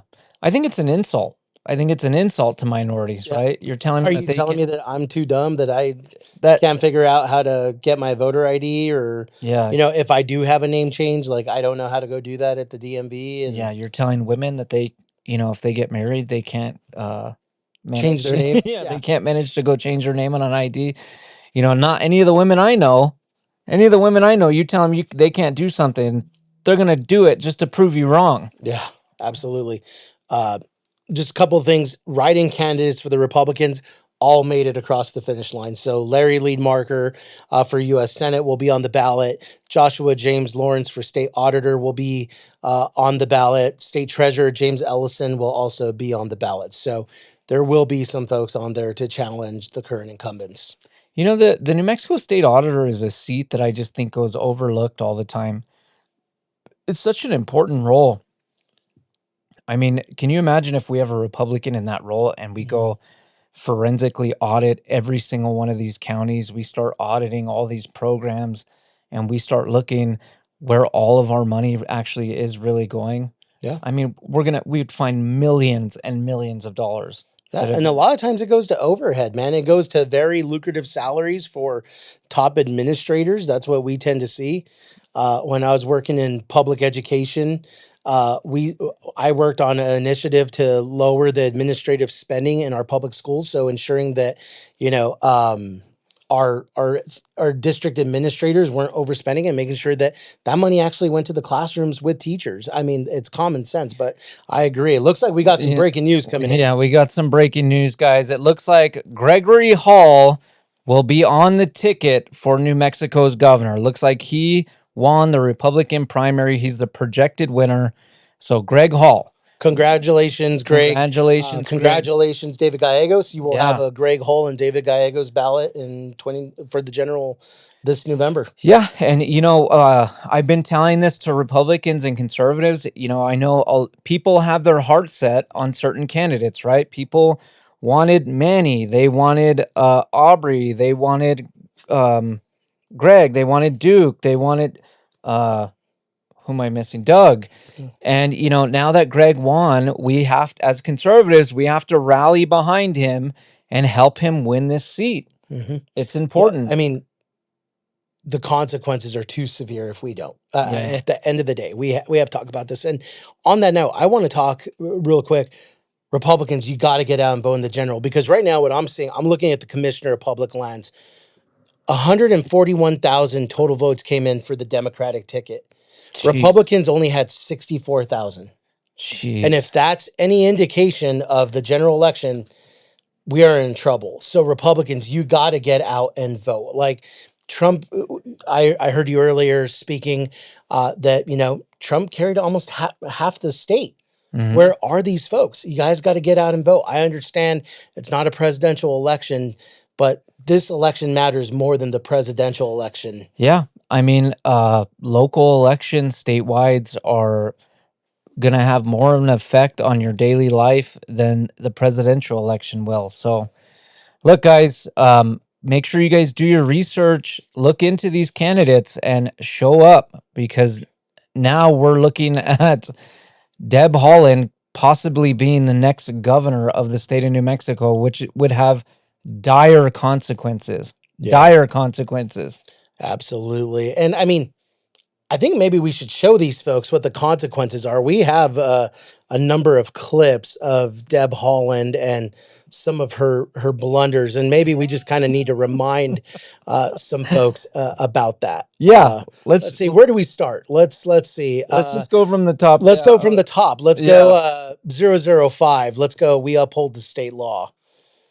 There was a hearing because New Mexico passed a new law that bans ICE in counties contracting with ICE in detention facilities. There was a hearing today. The Trump administration is suing the state of New Mexico. Otero County, they still signed a contract with ICE. How would you uphold the state law? Right. Well, I mean, we uphold the state law, right? I mean, the law was passed. It was passed by the legislature. It was signed by the governor. It's a law that New Mexico can pass and uphold.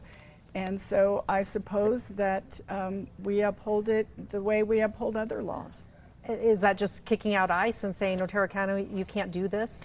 Well, I mean, it's my understanding that I think they extended the contract or something of that nature. And I'm not sure when the law actually kicks in. So, I'd have to look at all those. It actually kicks in next week. Okay. With that, our time is out. Thank you. Secretary.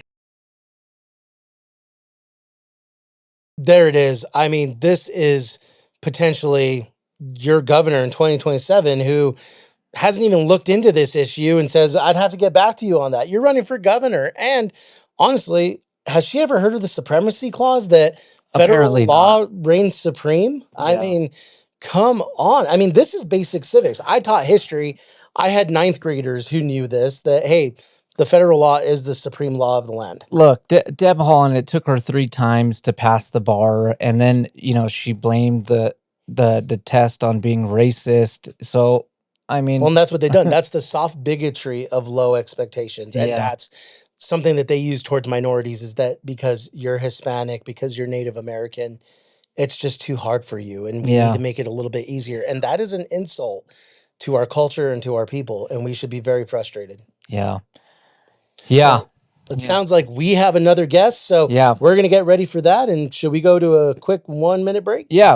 We're gonna take a quick break, guys, and we'll be right back.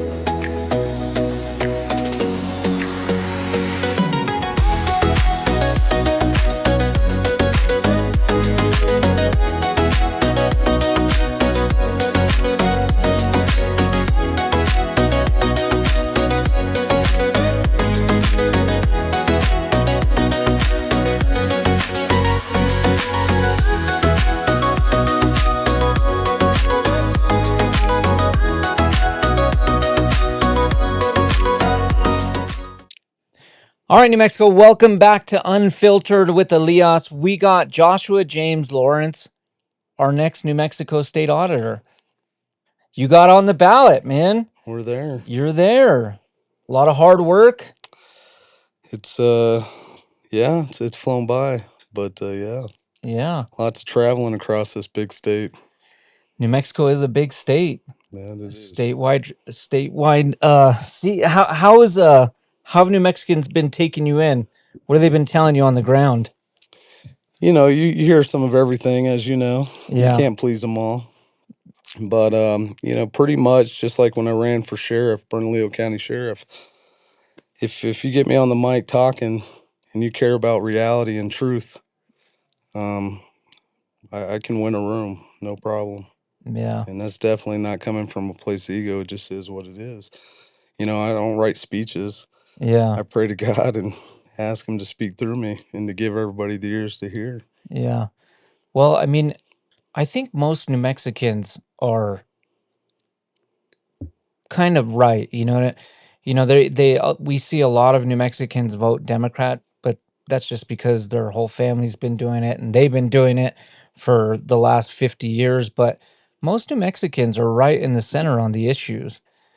So when you tell them what's actually going on in this state, well, they're shocked and appalled, and they really aren't for this. It's just about how do we get them to vote Republican. Yeah. You know, you can't deny our rankings. Mm-hmm. You know, you can't deny the frustrations and the desperations that we all feel one direction or another. And you know, people hear truth. They feel it. You know, if Yeah. somebody's speaking from the spirit, you can feel it. You know, we're all hurting. It doesn't matter what side of the aisle you're on. Yeah. We're being robbed. That's You the know, truth. Homelessness, fentanyl. I mean, the fentanyl epidemic in this state is unreal. Driving over here, I saw 3 people just completely leaning over, and you got to think about it. Those 3 people, that's someone's son, that's someone's daughter, that's someone's father, cousin, and those are the issues that are hitting people. Plus the economy, right? The state of New Mexico just can't get out of its own way and get its economy going. right? You know, well, people really have it in their mind that we're just a poor state. You know, and I mean, Duke's right? Poorly managed. Yeah. But we could very easily, and we have the second highest sovereign wealth fund in the country. We've got every resource known to man. We've got all the intelligence that we could possibly need. Um, you know, we lost a lot of mom and pop shops across this state Mm-hmm. through the lockdowns. Um, it's not hard. I mean, a lot of people I talk to, it's like I feel like their perspective is like it's impossible. I mean, I wear this all the time. With God, all things are possible. And in my mind, in my perception, my vision, it's not hard at all to Yeah. promote mom and pops, to raise the people up, to give the people dividends, to bring manufacturing, to wake up farms and ranches. What's so hard about it? We have it all. Yeah. I don't think it's hard. I just think the people that we have in office now, they have an agenda, right? And they push that agenda and they do it very well. Not to mention the corruption that we see in this state, right? You know, we have a we have a class of politicians in Santa Fe that would rather fill their pockets than fill New Mexican stomachs. And that's a problem. And it's Yeah. a problem that we have to change.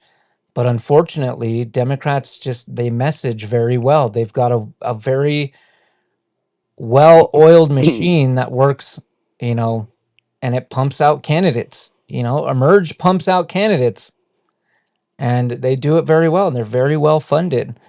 And the Republican Party in this state has to get its crap together. You know, yeah, I've watched a lot of people go, Uh-huh. to Florida, Tennessee, Texas, wherever. But it doesn't matter where you go. We all have the same issues. Mm-hmm. Dressed a little different, you know, but you're not safe from it. There is nowhere to hide. No. You know, so either if you love this place and you want it to be your home, then you fight for it, Yep. because otherwise you're going to be fighting for somebody else's home. Yep. And look, I've traveled this country. I've been everywhere you can think of. But every time I leave, I can't wait to get home, because Texas ain't home to me. Oklahoma ain't home. Colorado ain't home. Arizona ain't home. California ain't home. New Mexico is home to me. So, I made a decision a long time ago that I'll die in New Mexico. I want to leave a better state for my kids, but in order to do that, unfortunately, we got to get into politics, and this is how you change it. You know, I don't call it leadership. I call it servitude. Yeah. And I'm ready to serve, but I will never call myself a politician. No, you're a servant, and that's the problem right now. And I've said this before. We have we have politicians in Santa Fe. They don't think of themselves as servants. They think of themselves as celebrities. Yeah. They win that office, and they want their social medias to blow up, and they want to be famous, and they want to get rich, and they lose track of why they went up there in the first place. And the lobbyists and these industries start putting money into their campaigns and start comping dinners, and they forget who they are. You know, I preach it all the time that 99.9% of the people that get into office, they don't know the law. They don't know the Constitution. They don't know the origins of the job that they're running for. So when they get up there, do you want to look like an idiot and not know what to do? What do you do? Yeah. Who teaches you? Who educates you how to do the job that you're currently in? The lawyers, the Hmm. predecessors, the people that have already been up there not knowing what they're doing either, Yeah. but you get caught up in it. Hmm. Fake Yeah. it till you make it. Yeah. I mean, the New Mexico Trial Lawyers Association has a big part to play in that, right? They donate a lot of money. They broke our healthcare system, and you're right. Because in order to run for office in the state of New Mexico, you have to live here for a certain amount of time, but you don't need a college degree. You don't need a high school diploma. You just need to be 18 and breathing. And that's how it should be Yeah, constitutionally. absolutely. You don't necessarily want your sheriff to be a forever cop Yeah, because they get indoctrinated into that system. yeah, It's meant to be for any American that's willing to step up to the plate and do the job. yeah. I don't have to have a CPA to be an auditor. And there's a lot of people that tell me I'm not qualified. Well, I'll tell you what, every person that's got that job before me, guess what they did have? They were qualified. They did have those CPA licenses Yeah. and they were auditors. And does that change the fact that we have fraud, waste, and abuse going on heavily in this No, state? no. I'm a firm believer. I would rather have someone with good moral conviction than someone with a law degree in Sure. those Guts positions, and right? glory and Yeah, the will to want to serve. yeah. Because we need someone up there that knows the difference between right and wrong, and that's the problem, right? People in Santa Fe right now don't seem to know the difference between right and wrong. Are they competent or are they incompetent? I would say incompetent on a lot of them, and Are they ignorant or are they aware?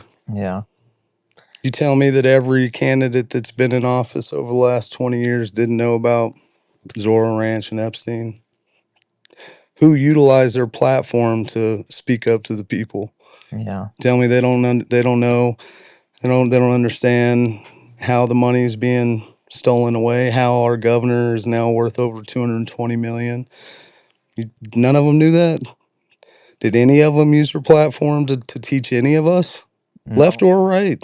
mm-mm, It's never happened. no, yeah. Well, we're trying to change that.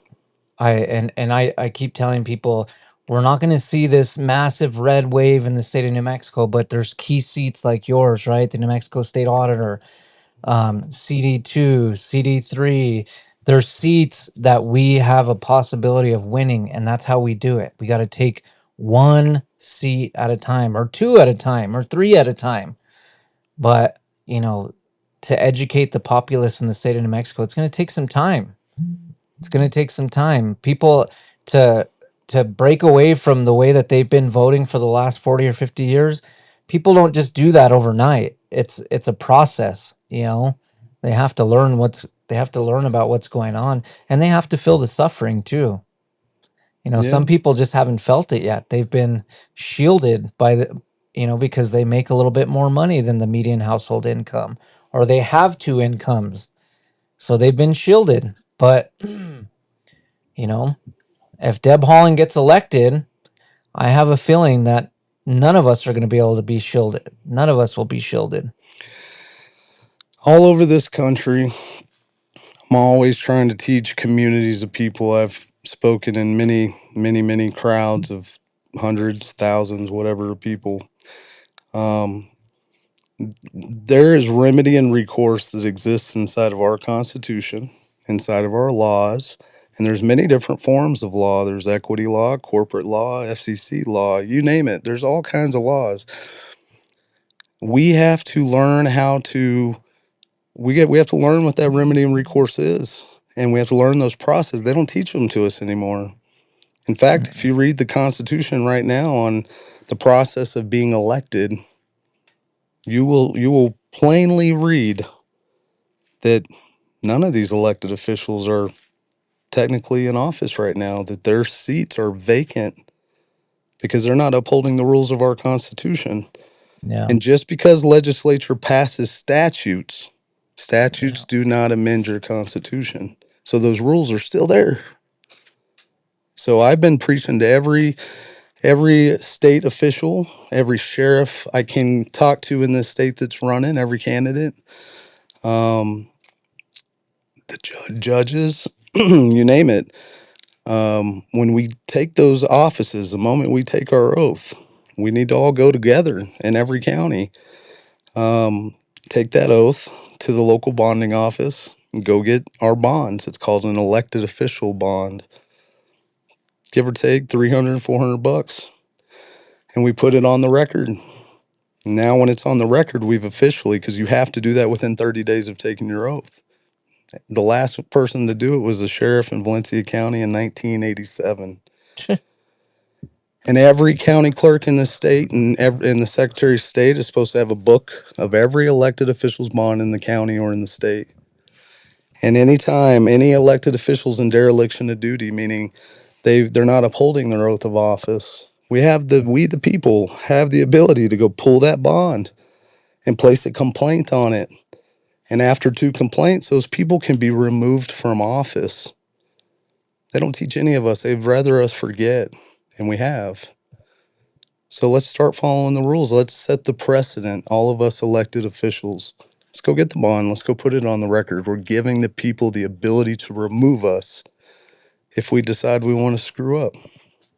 Well, and that's going to be a tough sell to Democrats. It's all right, as long even if just us Republicans do it. Yeah. We're setting the precedent. Yeah. Well, we've got to learn that when you get elected, you serve your terms and then you go live under the laws that you passed. Not you get elected and you stay there 30 years and you never have to deal with the repercussions of the laws that you pushed through. So, Well, and once again, the Constitution states any law repugnant to the Constitution is null and void. It's our duty as Americans to not uphold that law. You can't pass a law against our Second Amendment, it shall not be infringed. So when they do we have to uphold that?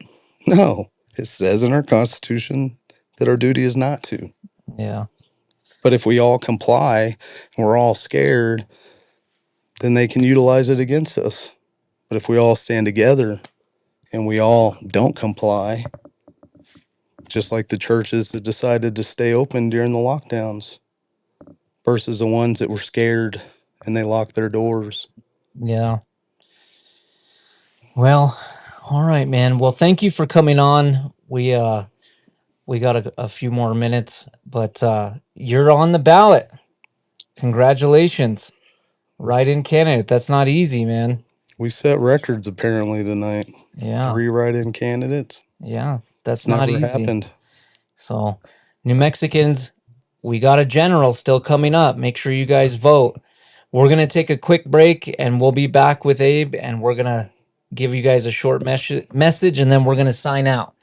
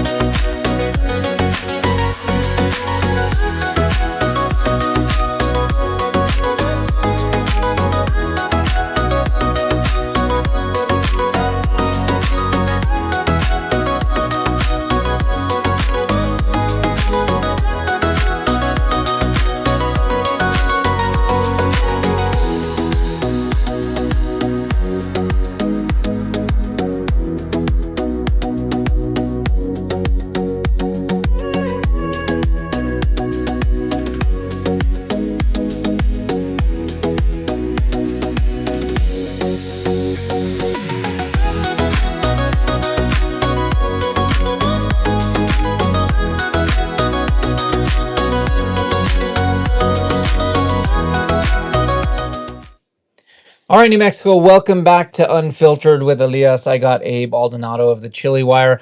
We're going to give you guys a quick update, and then we're going to sign out. We want to give you guys the wins and losses of the night real quick. So why don't you give us that quick update, Abe? Deb Holland landslide win tonight against Sam Brigman. Sam Brigman's belief that independents would show up and vote for him just fell flat. I don't know if independents even really showed up, maybe a handful. No.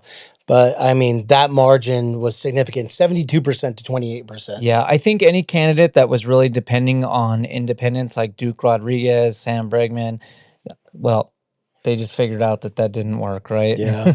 Yeah. And on that note, Gregory Hull looks to be the winner in the GOP primary. So it looks like we will have Gregory Hull on the general ballot.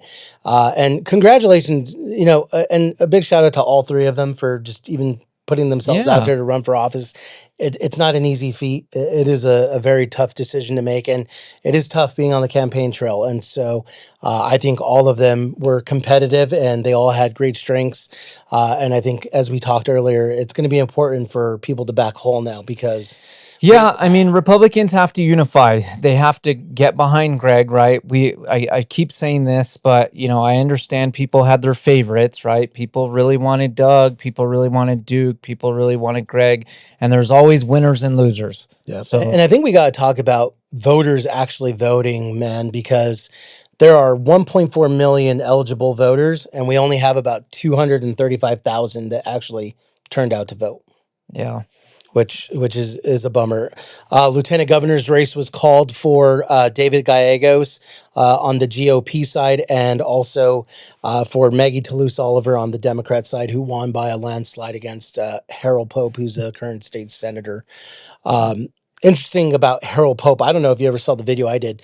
He did a commercial saying like, either you like me or you don't like me, but you still talk about me, wearing an Antifa pin. And I'm like, that is not good campaign material, man. Like Yeah. it was terrible.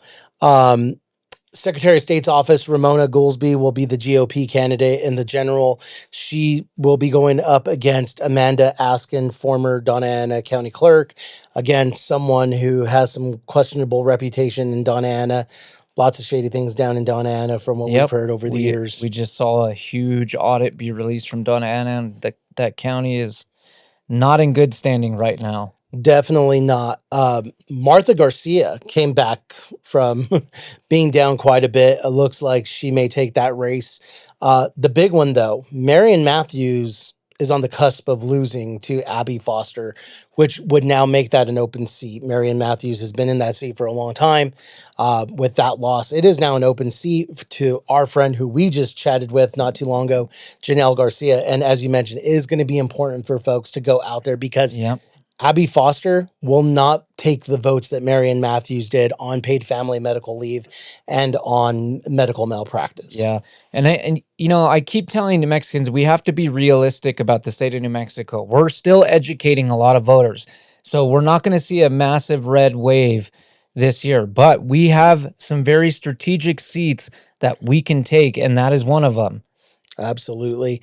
Joseph Sanchez in Espanola held his seat this primary election cycle. He's a moderate conservative Democrat, pro Second Amendment. Glad to see that he fought off the primary challenger who Yeah. was a little bit further left.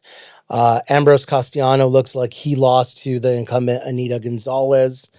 And that about wraps it up, man, from some of the races we were watching.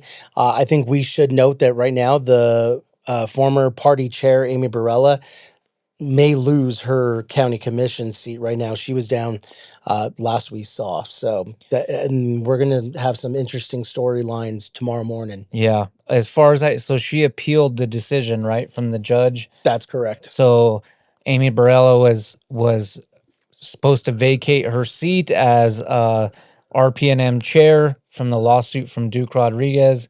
She's now appealing that decision. But either way, she's only got a few months left in that seat. So we will see some new leadership in the Republican Party coming soon, right? Absolutely. And just a notable mention, we didn't get to have our friend Nadidia Maka Okaparecki on tonight. She was pretty busy. Her race is important against Melanie Stansberry. And so I hope folks show up. And I mean, Melanie Stansberry is another one. You just have to look at her record and some of the stuff that she's said and done in Congress. I mean, for Christ's sake, she reported a poll that equaled 110%. Yeah. Like, I mean, just come on. So, Dee Dee, we're rooting for you. Looks like she'll have a tough general race. So, again, turnout, man. We got to get people to turn out. Also, House District 60, Zach and I was just here, right? It looks like he lost his race, and it looks like Josh Hernandez won his race. So and he's the current incumbent. He's the current incumbent, so it looks like Josh Hernandez is going to keep his seat. Yeah, Greg Cunningham. I think this is the race to watch for conservatives, that it can flip. Greg Cunningham with the right support. I know he was in here earlier and he said, hey, Trump won that district, hands down. So those same voters got to show up and vote for him the way they did in the last presidential election. Yep. But that, I think, is the race to watch, where you can see New Mexico get some Republican leadership. And I love the point that he made that, hey, half of New Mexico voted conservative. They voted for Donald Trump. Yeah, we have no representation. Arnold Schwarzenegger talked about this on the news. And I never thought I'd hear him say New Mexico, but he said, look at New Mexico. They have no conservative representation. 45%. 45%, almost 50% of their state voted that way. And so that is something to watch. Martin Zamora will be going up against Teresa Leger Fernandez.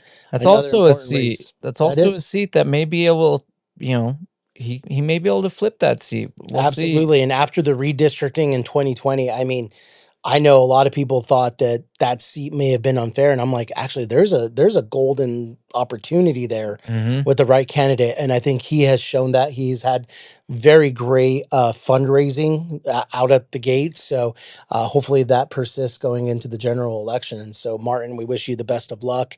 And for folks who haven't gotten to know Martin, I encourage you go Yeah, talk to him, reach out, follow he's a him. great guy, godly Absolutely, Christian man, just a good man altogether. He just wants to do the right thing yeah. for New Mexicans, and those are the kind of people we want in office. Absolutely. Well, Elias, I just want to say, pleasure being here by your side doing this. I think New Absolutely. Mexicans deserve this. They deserve folks like us coming to talk to them because I'm sorry, you don't get this from legacy media. You're not going to get this from KOB. You're not going to get it from KOAT. You're not going to get it from KRQE. And that's just the unfortunate reality. And here's where we can have real dialogue and real conversations. And as you see, we bring the candidates to you all to hear directly Yeah. from them. Yeah.